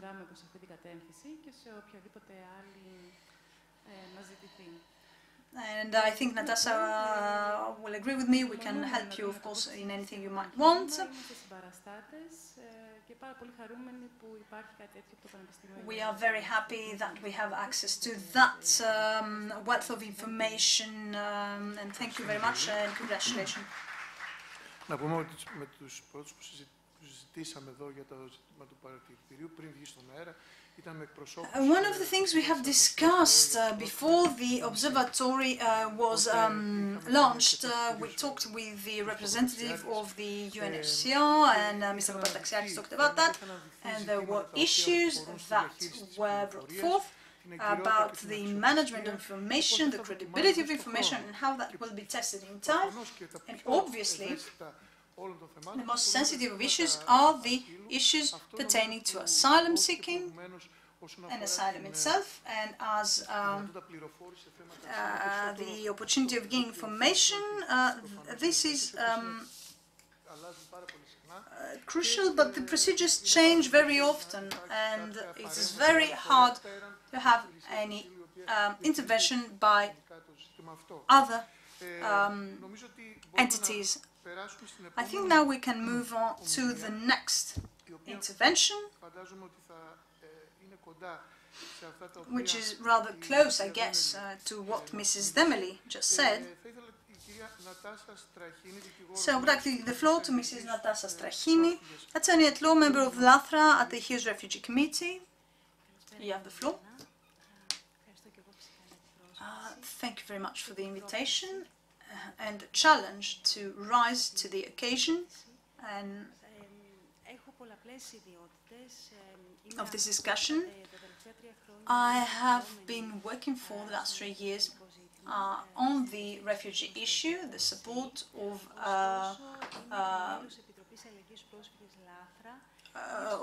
refugees in the Aegean, RSA, and I am also a member of the LATHRA Aegean Refugee Committee. So I will be speaking with my second hat here, because I think it is closely related to the observatory right now.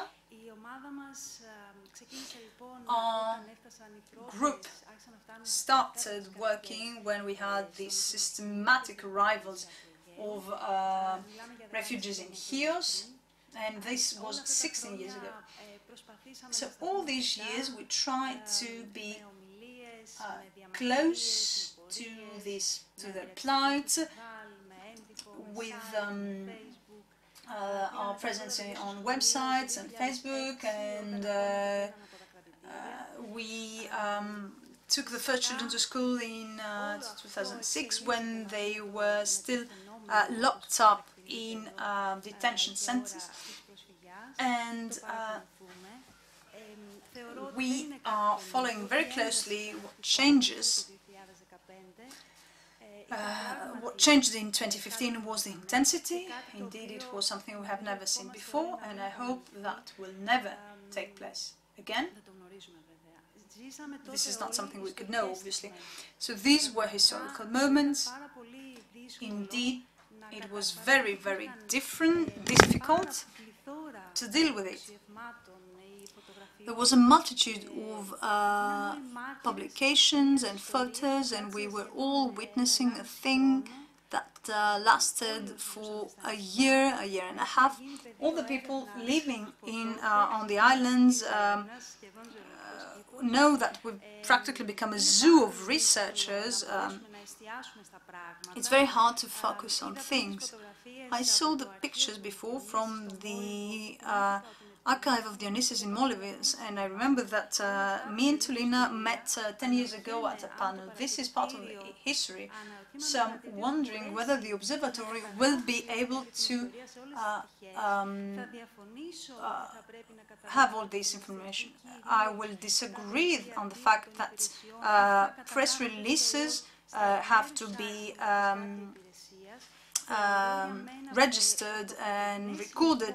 I think that the primary source of information and material is something very different, and the question is whether we, the people who work on this topic, whether we can really record what we're living, and my answer is that probably not. I don't think we can record what goes on, because when you are experiencing something, you cannot record it. It could be, the most you can do is have a photo or something in your own diary. But when in Chios, as Latra, we tried to set up a space of safety in the center of town. There were 1,000 people that were rotating, and that lasted for 4 months. And there was a great solidarity and support by the of the local society, and I only have 3 pictures. We were there for hours and on, and this is all I have. So what happens with this multitude of information? How can we rely on the credibility of the information? Because all the people looking into things from the inside know that there is one-sided information and misinformation and fake news. So in this word battle that Mr. Papataxiakis mentioned before, everybody expresses their own position and point of view in regards to what takes place. So this is where I focus when I'm talking about the value of the observatory and answer to the dilemma that most people face by saying that, but are we going to leave the urgent matters of Moria and the fields in order to talk about academic issues? No, this is not us. We are not going to do it. We will be probably the subjects of the research, but I think that this effort is really very bold and daring, and it is quite useful for everybody. I think that it will be, we will be the archival material for the historians of the future. So, as an attorney, I would like to say that we have to include not only the information about asylum seeking. No, this information is already everywhere, but there should be the institutional framework that is shaping up the current situation. Because what we call the refugee crisis for 2 or 3 years is a manufactured crisis, if you'll allow me. This is due to political choices and the management of this situation, and this must be ingrained in the material that is recorded by the Observatory. It has to be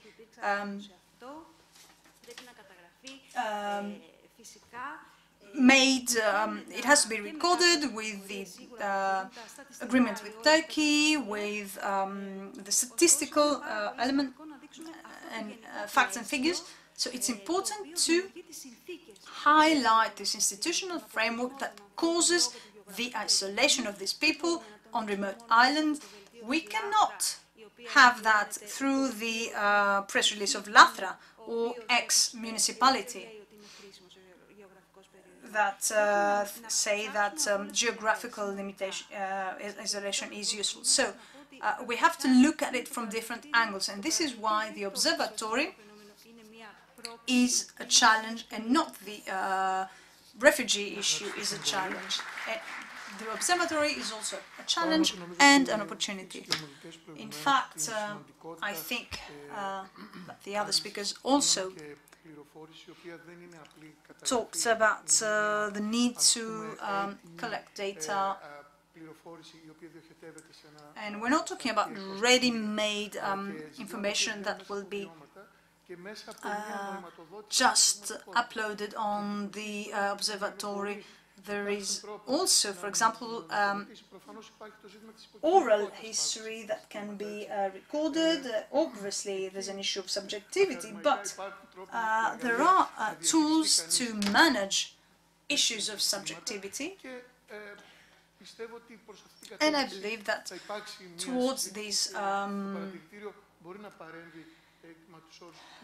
debate, the Observatory could intervene. So it's important to have quality data and see how the people themselves perceive what goes on. The people who arrive on boats, but also the people who live on the places where these refugees and migrants land. So all these are items of great importance.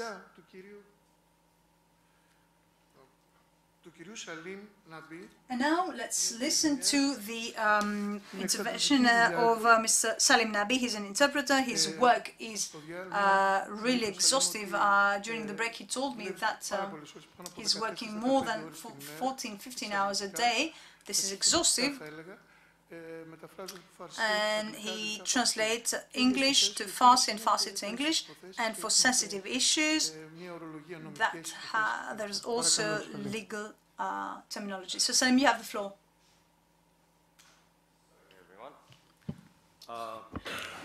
It was getting too much listening for hours. I had to take a break from it. Couple of things before I start. I tried to make it as short as possible.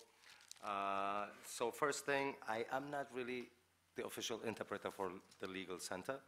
I help them occasionally. I come to Lesbos as an independent researcher, yet I offer interpretation services whenever and wherever it is needed. Second thing is I'll be reading off of my laptop, because last Tuesday when I had the meeting with Professor Papatakisiarchis, I came out and the situation at Safo Square went ballistic. And ever since I've been day in, day out trying to offer translation services just to make communication easier. Okay, so having said that, I will try to do something right at the beginning that my fellow panelists didn't do, and hopefully in future it will be a good example for them as well. I will, for all theoretical and even more so practical purposes, it is important, for me at least, to first contextualize myself. Hence, let me start by informing you that I was the child of a refugee family from Afghanistan who fled the country in the early stages of Afghan refugee movement back in early 80s. As such, I grew up with the continuous awareness and the incessant presence of the category of refugee in every aspect of my life. Yet, at the same time, I am no longer a refugee, but a citizen of a G7 country who has a degree in philosophy from a Canadian university, and I'm proficient in 2 European languages, namely English and German. So this puts me in an ambiguous position. It's both confusing for refugees oftentimes, but also for those who work with refugees. Because, you see, in one sense, I am both a Westerner and I'm not. And I'm both a refugee and I'm not. So this has burdened my own research interest, which is quite wide, and I don't want to get into that, but also interpretation and different organizations' willingness to utilize my skills and my knowledge. So having said this, I hope that everybody considers my comments and my suggestions with a grain of salt, and with this position that I also occupy a very biased position with my Eastern background, with my Western education, and all that. So, okay. Having said this, let me turn to the 2 axes and dimensions that I would like to speak about and speak to, namely the Observatory and the university, of course, in the context of which I am currently speaking. In a sense, the university and the Observatory both share my ambiguous position too, although quite differently. But for the Observatory, I would have the following recommendations based on my experiences on the island since July 2016. For refugees, an information hub with linguistic and geographical clarity would facilitate better. I will explain these in a bit. Help them better understand their rights and support resources. For locals of the islands, it can function as an efficient and effective space for the better contextualization of the wider refugee situation which is taking place. And for the wider global research community, it can function as a fundamental resource for access and understanding. Now let me elaborate briefly on each of the 3 points, and then I'll conclude and not take much more of your time.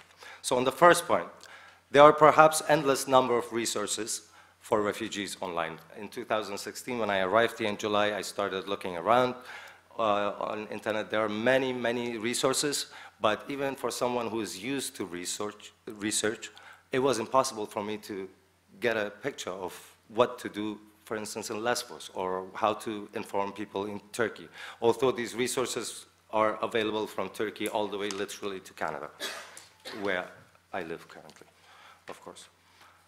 So I would recommend simple, linguistically accessible, so in different languages, but also in audio format. So my recommendation is that it should be mobile accessible, and it should have audio. And the reason I say this is I worked last winter with Anektopan Epistemio as the interpreter for the Lesbos research team, and we were in Karatepe, and let me reassure you, there are a good chunk of at least Afghan refugees, I can testify, they cannot even read and write in their own language. So if you want to provide them access to resources, then the link alone doesn't help. A text doesn't help. You need to have an audio recording so they can understand what it means and what this link is good for. Let me turn to the second point, which is the local community. I mean, these points are already there, but I tell you my suggestions based on my experiences. I would say a simple but accessible page would perhaps be also of interest and use to the local population, because the local population, as far as, okay, from the first week that I arrived, I realized everybody's attention was on refugees, but nobody was paying attention how do the locals feel. So I started asking around in stores and wherever I went, and to this day I still do that. And one of the things I realized is that the local population can immediately associate Syrians with the concept of refugee, because the media has promoted so much, I'm not going to get into the politics of media in respect to the Syrian situation, but the media has promoted it efficiently enough for them to associate the Syrians with war. But they cannot contextualize the other refugees. So for instance, a few weeks when I first arrived where I'm staying now, it's a different area, I was not there before, so the local convenience store where I buy my cigarettes, the person started talking about refugees, and the shop owner said something very simple. He said, yes, we have no problem with Syrians, we understand there is a war, but Africans? So I asked him, did you hear about something called colonialism and 5 centuries of it? No, this context is not there. So if you want to help the local community, you have to contextualize the entire refugee situation and what has been taking place on this planet over the past 5-6 centuries of what we call modernity, and we are so proud of it. Anyways, I'm not going to get into that. The third point I would like to make is regarding researchers and accessibility of research material. I remember one of the speakers, our online speakers, mentioned that anybody interested in refugees has at least passed by Lesbos or one of the Aegean islands. I would like to strongly disagree with that. I am on the mailing list of Center for Refugee Studies at York University in Toronto, where I studied, and I still sometimes take classes and so on. It's one of the largest, if not the largest, center for refugee studies in Canada. They have worked in Kenya on educational development. They are part of what is called BEAR. And the first time I returned, I went to the center and I met with some of the professors and some of the researchers, and I attended some of the seminars. There is no consciousness about what's happening in the Aegean. And they are professionals. This is their field. And they are not aware. And on their mailing list, I get the emails at least 4 days a week. There is nothing about Aegean. There are things about Germany, there are things about Austria, but nothing about the Aegean, where actually the situation is the worst in the entire path that refugees take. So this is my recommendation in that respect. I have one final recommendation, and this will be the last one, which is towards the university, not so much for the observatory. I know last week there were some workshops here for interpreters. I have friends who attended, which is great. I've taken a workshop with Translators Without Borders it was, I believe, end of July or beginning of August 2016. We're hosted by Save the Children or Mercy, one of the organizations. Anyways, it's good. It's great. It's it's a preparation. Imagine it's like high school for a university.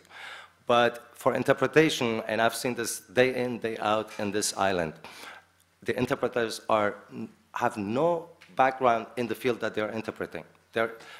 It's a refugee who has herself experienced trauma that has to interpret for psychologists who are dealing with trauma. This is not how it should work. You have people interpreting for lawyers. They have no background in law. What in Canada is happening, especially now with the Syrian refugees that arrived. For instance, I can tell you this August I took a certificate program just to understand how they work.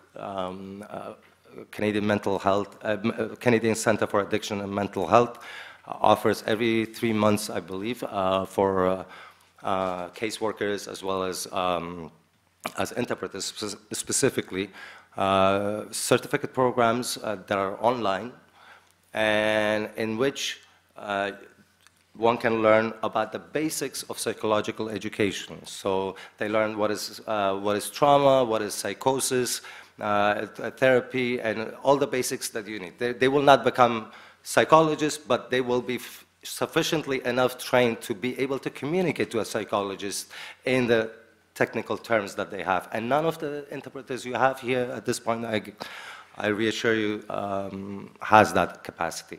So this would be my recommendation to the university to provide, and the university has the capacity to provide this kind of certificate program for all the specific areas of interpretation that interpreters are engaged in order to really effectively facilitate communication. Thank you very much. Ευχαριστούμε πάρα πολύ τον κύριο Νάμπη. Πραγματικά σκεφτόμαστε όλοι αυτή την αδυνατότητα μετάφρασης του πολιτισμικού τραύματος. At this point, I would like to inform you that the interpreter will sign off as the hours of interpreting for simultaneous interpreting have been exceeded by far. Thank you very much for listening.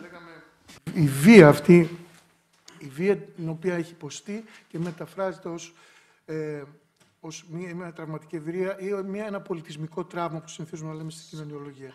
Το δεύτερο σημείο το οποίο μπορούμε να συγκρατήσουμε είναι πραγματικά ότι έχουν μείνει απ' έξω και μέσα από μια πληροφόρηση την οποία τέλος πάντων έχει διαχυθεί και από μέσα μαζικής ενημέρωσης περί της αναγκαιότητας περίθαλψης και προστασίας ανθρώπων οι οποίοι έρχονται κατευθείαν από πολέμους οι οποίοι είναι ενεργοί.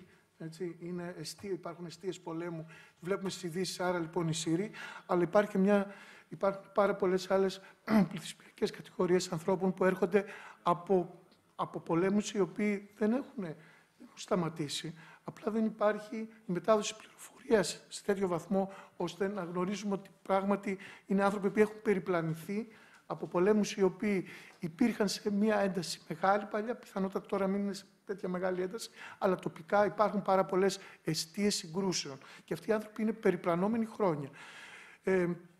Άρα λοιπόν μένουν έξω από την πρώτη γραμμή προστασίας. Και φυσικά το τρίτο σημείο το οποίο μπορούμε να συγκρατήσουμε εδώ από την παρέμβαση του κ. Νάμπη είναι πώς θα έχουν πρόσβαση στην πληροφόρηση και στην κάλυψη των αναγκών τους άνθρωποι οι οποίοι δεν έχουν τη δυνατότητα μέσω της γλώσσας να πληροφορηθούν. Τους είναι ξένοι δηλαδή,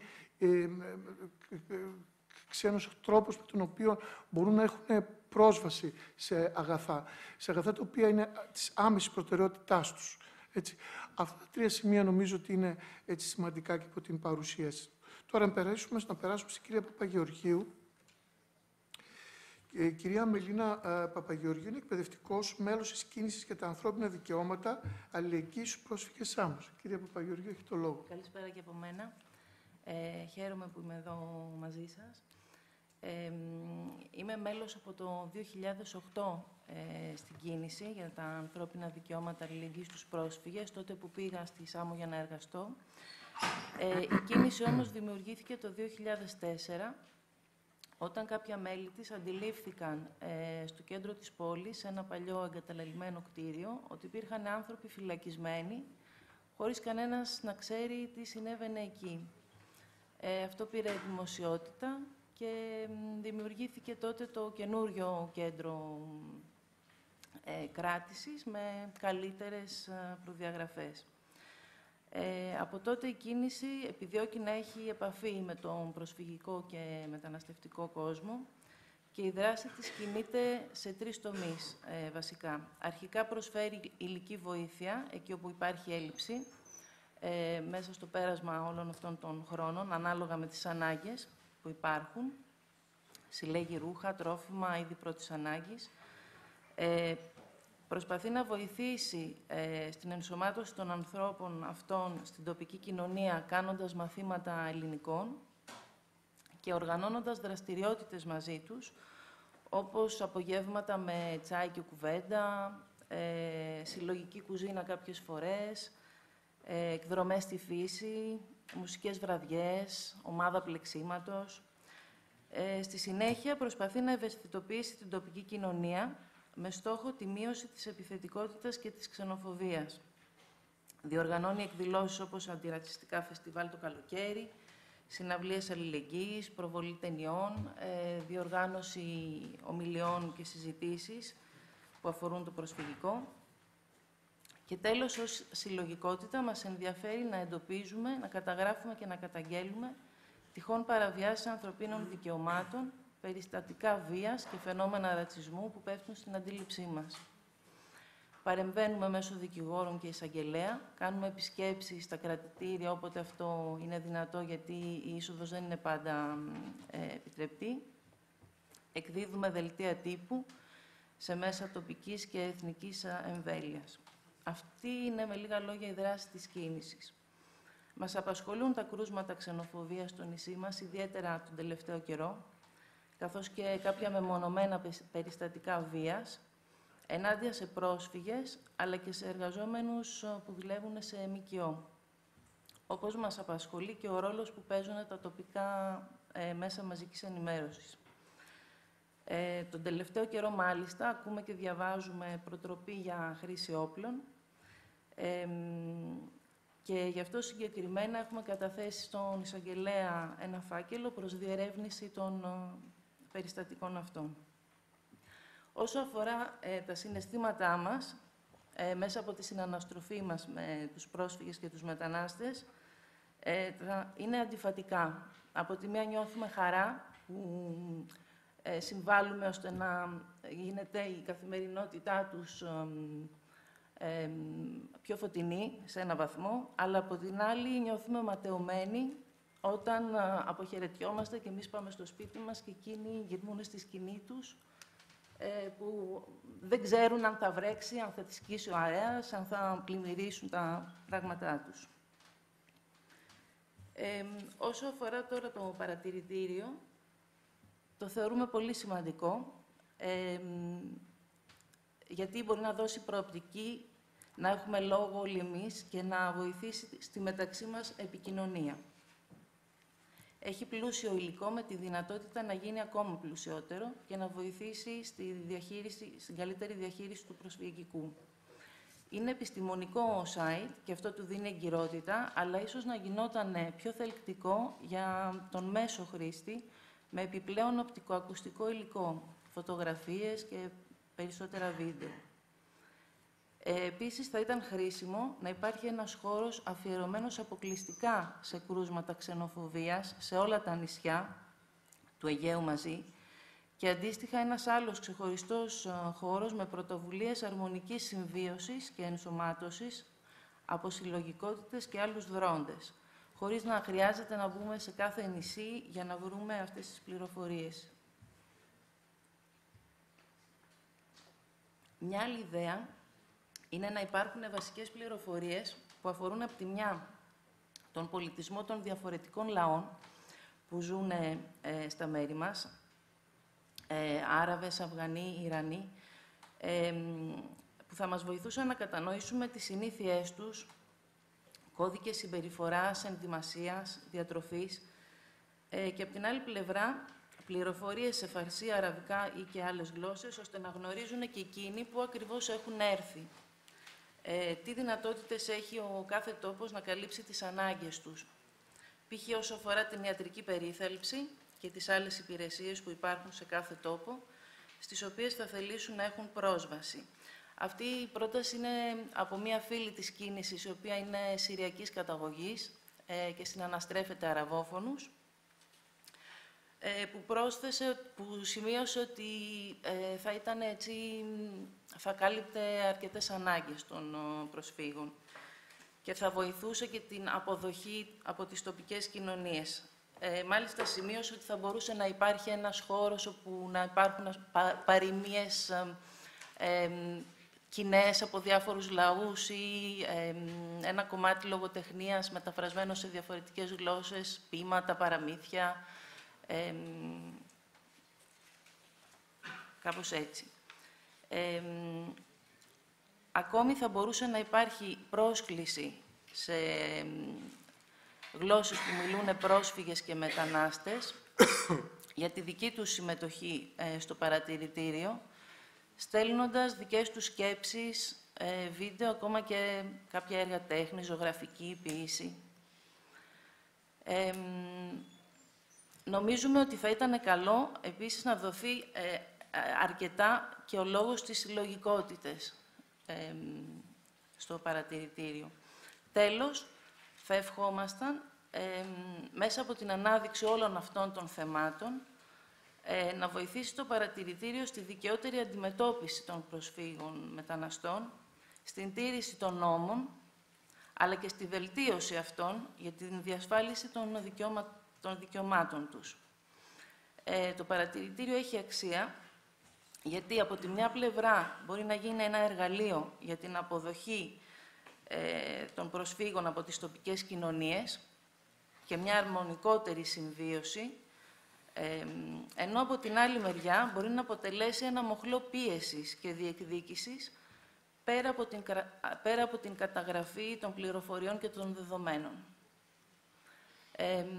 Καλή επιτυχία σε αυτή την προσπάθεια και είμαστε χαρούμενοι. Ήταν μια πολύ ευχάριστη έκπληξη όταν το μάθαμε. Ευχαριστούμε πάρα πολύ.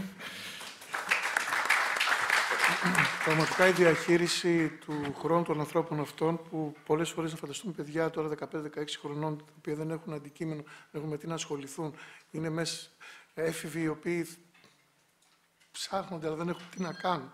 Είναι κάτι πάρα πολύ σημαντικό και όλα τα θέματα τα οποία αφορούν στην καθημερινότητα αυτών των ανθρώπων δεν υπολείπονται άλλων θεμάτων που αφορούν τυπική εκπαίδευση ή τυπική πληροφόρηση. Είναι πολύ σημαντικά. Επίσης, όσον αφορά τις προτάσεις, έτσι προς το παρατηρητήριο θα συζητηθούν και νομίζω ότι ήταν σημαντικές οι παρατηρήσεις σας. Και ο συνάδελφος, ο κύριος Ψημίτης, έχει ο τελευταίος. Απλά για να μην έρθει ο φύλακας και κλείσει την αίθουσα, κύριε συνάδελφε, αν είναι δυνατόν, όσο δυνατόν πιο σύντομα. Για να κλείσουμε, να μας μείνει πολύ λίγος χρόνος για μία-δύο ερωτήσεις, γιατί ήδη πνεύσει ο χρόνος.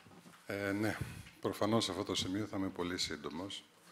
Θέλω εκ μέρους όλων των μελών του Αντιρατσιστικού Παρατηρητηρίου του Πανεπιστημίου Αιγαίου να απευθύνω ένα θερμό χαιρετισμό σε όλους τους άξιους συναδέλφους που στείνουν αυτή τη στιγμή το εγχείρημα του αδελφού παρατηρητηρίου της προσφυγικής και μεταναστευτικής κρίσης στο Αιγαίο, συμμεριζόμενοι απολύτως τις φιλοδοξίες, τις αγωνίες που έχουν προκειμένου να επιτελέσουν το έργο το οποίο έχουν θέσει ως στόχο μπροστά τους. Θεωρούμε ότι το παρατηρητήριο αυτό που γεννιέται τώρα είναι ένας καινούριος δρόν, ο οποίος εντάσσεται στο τοπίο του προσφυγικού και μεταναστευτικού ζητήματος, εντάσσεται μέσα στη δυναμική αυτού του καθεστώτος που ο Άκης του αρέσει να αποκαλεί καθεστώς ανθρωπιστικής διακυβέρνησης και πιστεύουμε ότι έχει να προσφέρει πολλά σε αυτό το κομμάτι, με την έννοια ότι μπορεί να βοηθήσει καθοριστικά, και μας αυτή είναι η προσδοκία μας, στο να κερδιθούν ορισμένοι από τους πολέμους που μένονται τα τελευταία χρόνια σε αυτή τη γωνιά της Ευρώπης, ξεκινώντας από ένα βασικό πόλεμο, αυτό που πολύ ωραία ο Άκης μας περιέγραψε ως πόλεμο των λέξεων. Επομένως, υπογραμμίζοντας την ανάγκη να κερδιθεί ο πόλεμος των λέξεων, και για να γίνει αυτό το πράγμα, προφανώς το παρατηρητήριο της προσφυγικής και μεταναστευτικής κρίσης μπορεί να προσφέρει πάρα πολλά πράγματα και εκεί μπορούμε να συνεργαστούμε τα δύο παρατηρητήρια σε αυτό το τομέα, με την έννοια ότι το αντιρατσιστικό παρατηρητήριο του Πανεπιστημίου Αιγαίου, όπως και ο επιθετικός προσδιορισμός αντιρατσιστικό προηγείται του παρατηρητηρίου, είναι ένα δίκτυο ακαδημαϊκών που έχει έναν περισσότερο πολιτικό προβληματισμό. Αυτό δεν σημαίνει ότι είναι ιδεολογικά εγκυλωμένο, γιατί έχουμε αρκετές διαφορές και διαφωνίες μεταξύ μας. Συζητάμε, διαπραγματευόμαστε, γεφυρώνουμε τις διαφωνίες μας, προχωράμε σε κοινές δράσεις, σε αναλύσεις. Έχουμε κάνει τέτοιες ενέργειες στο παρελθόν. Είμαστε ενταγμένοι σε πανελλαδικές δικτυώσεις αντιρατσιστικού τύπου και συμμετέχουμε ή προσπαθούμε τουλάχιστον όσο μπορούμε να συμμετέχουμε σε αυτές. Είμαστε και μέλη σε ευρωπαϊκές δικτυώσεις αντιφασιστικού και αντιρατσιστικού χαρακτήρα. Επομένως, νομίζω ότι οι διαφορές και οι ομοιότητες ανάμεσα στα δύο παρατηρητήρια θα πρέπει να αποτελέσουν μια αφετηρία με βάση την οποία μπορούν να συζητήσουν συγκεκριμένους τρόπους συνεργασίας στο μέλλον. Εμάς μας χαροποιεί ιδιαίτερα ότι δημιουργείται ένα καινούριο παρατηρητήριο το οποίο έχει διαφορετική μορφή, είναι πολύ πιο οργανωμένο από αυτό που έχουμε δημιουργήσει τα τελευταία 6 χρόνια εμείς. Στελεχώνεται από εκλεκτούς συναδέλφους σε ακαδημαϊκό, οργανωτικό, τεχνικό και διοικητικό επίπεδο. Δεν είναι άτυπο, όπως είναι το δικό μας παρατηρητήριο. Επομένως, νομίζω ότι η δικιά μας συνεργασία μπορεί να βασιστεί ακριβώς στην αναζήτηση συμπληρωματικότητας. Να βρούμε τις συμπληρωματικότητες που υπάρχουν μεταξύ μας. Είμαι σίγουρος, χωρίς ηγεμονισμούς, σε μια διάθεση συνέργεια, σε μια διάθεση κοινής προσφοράς, στο να κερδιθούν αυτοί οι πόλεμοι, στους οποίους μάλλον, παρεπιπτόντως, χάνουν οι πολλοί μέχρι στιγμής. Στους πολέμους αυτούς που γίνονται, στους πολέμους όχι τους στρατιωτικούς, στους πολέμους τους πολιτισμικούς, τους πολιτικούς, τους κοινωνικούς που γίνονται, γιατί πρόκειται περί πολέμων, υπό μία έννοια, χάνουν οι περισσότεροι, χάνουν οι πολλοί, χάνουν οι από κάτω. Και δεν είναι μόνο οι μετανάστες, δεν είναι μόνο οι πρόσφυγες, είναι ταυτόχρονα και όλοι αυτοί που έχουμε μία οπτική γωνία των πραγμάτων που δεν ταιριάζει με αυτό το τερατούργημα που μας παρουσιάζεται ως επίσημη ευρωπαϊκή πολιτική ή ως εφαρμογή αυτής της πολιτικής για τα ελληνικά δεδομένα. Όπως καταλαβαίνετε, ο λόγος μου είναι περισσότερο πολιτικός, γιατί το αντιρρησιστικό παρατηρητήριο έχει πολιτική στόχευση, δεν μπορεί να υπάρξει χωρίς αυτή.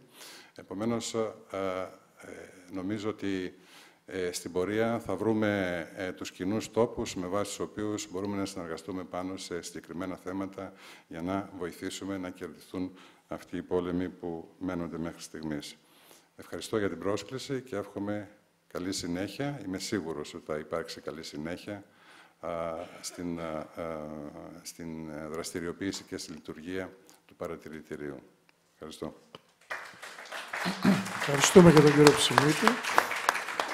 Όσον αφορά τις συνέργειες και τη συμπληρωματικότητα των δύο παρατηρητηρίων και κυρίως θα έλεγα την ενδυνάμωση της ακαδημαϊκής φωνής και της ακαδημαϊκής κοινότητας στα ζητήματα τα οποία είναι δίπλα. Γεωγραφικά και στο χώρο και του αντικειμένου, αν θέλετε, γιατί πολλά τμήματα έχουν και ως αντικείμενα το προσφυγικό και στα μεταπτυχιακά τους, αλλά και στα προπτυχιακά τους. Και η ακαδημαϊκή γνώση σε συνδυασμό με την πρακτική γνώση και τα που έχουμε όλη την ευκαιρία να δούμε μέσα από τις έρευνές μας, μπορεί να βοηθήσει. Έχουμε φύγει εντελώς από το χρόνο. Αν υπάρχει κάποια ερώτηση που θεωρείτε έτσι, ότι τέλος πάντων μπορεί να προσφέρει κάτι παραπάνω στη συζήτηση, μπορεί να γίνει. Σε αντίθετη περίπτωση να κλείναμε αυτή την σημερινή εκδήλωση. Δεν είχαμε υπολογίσει ότι θα πάμε τόσο μακριά, αλλά αν υπάρχει ερώτηση πράγματι μπορεί να γίνει. Μην τολμήστε το, δηλαδή δεν είναι...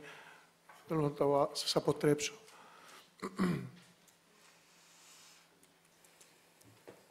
Από τους συμμετέχοντες στο πάνελ, υπάρχει κάτι που θα θέλετε να προσθέσετε? Να ολοκληρώσουμε εδώ την πρώτη παρουσίαση του παρατηρητηρίου.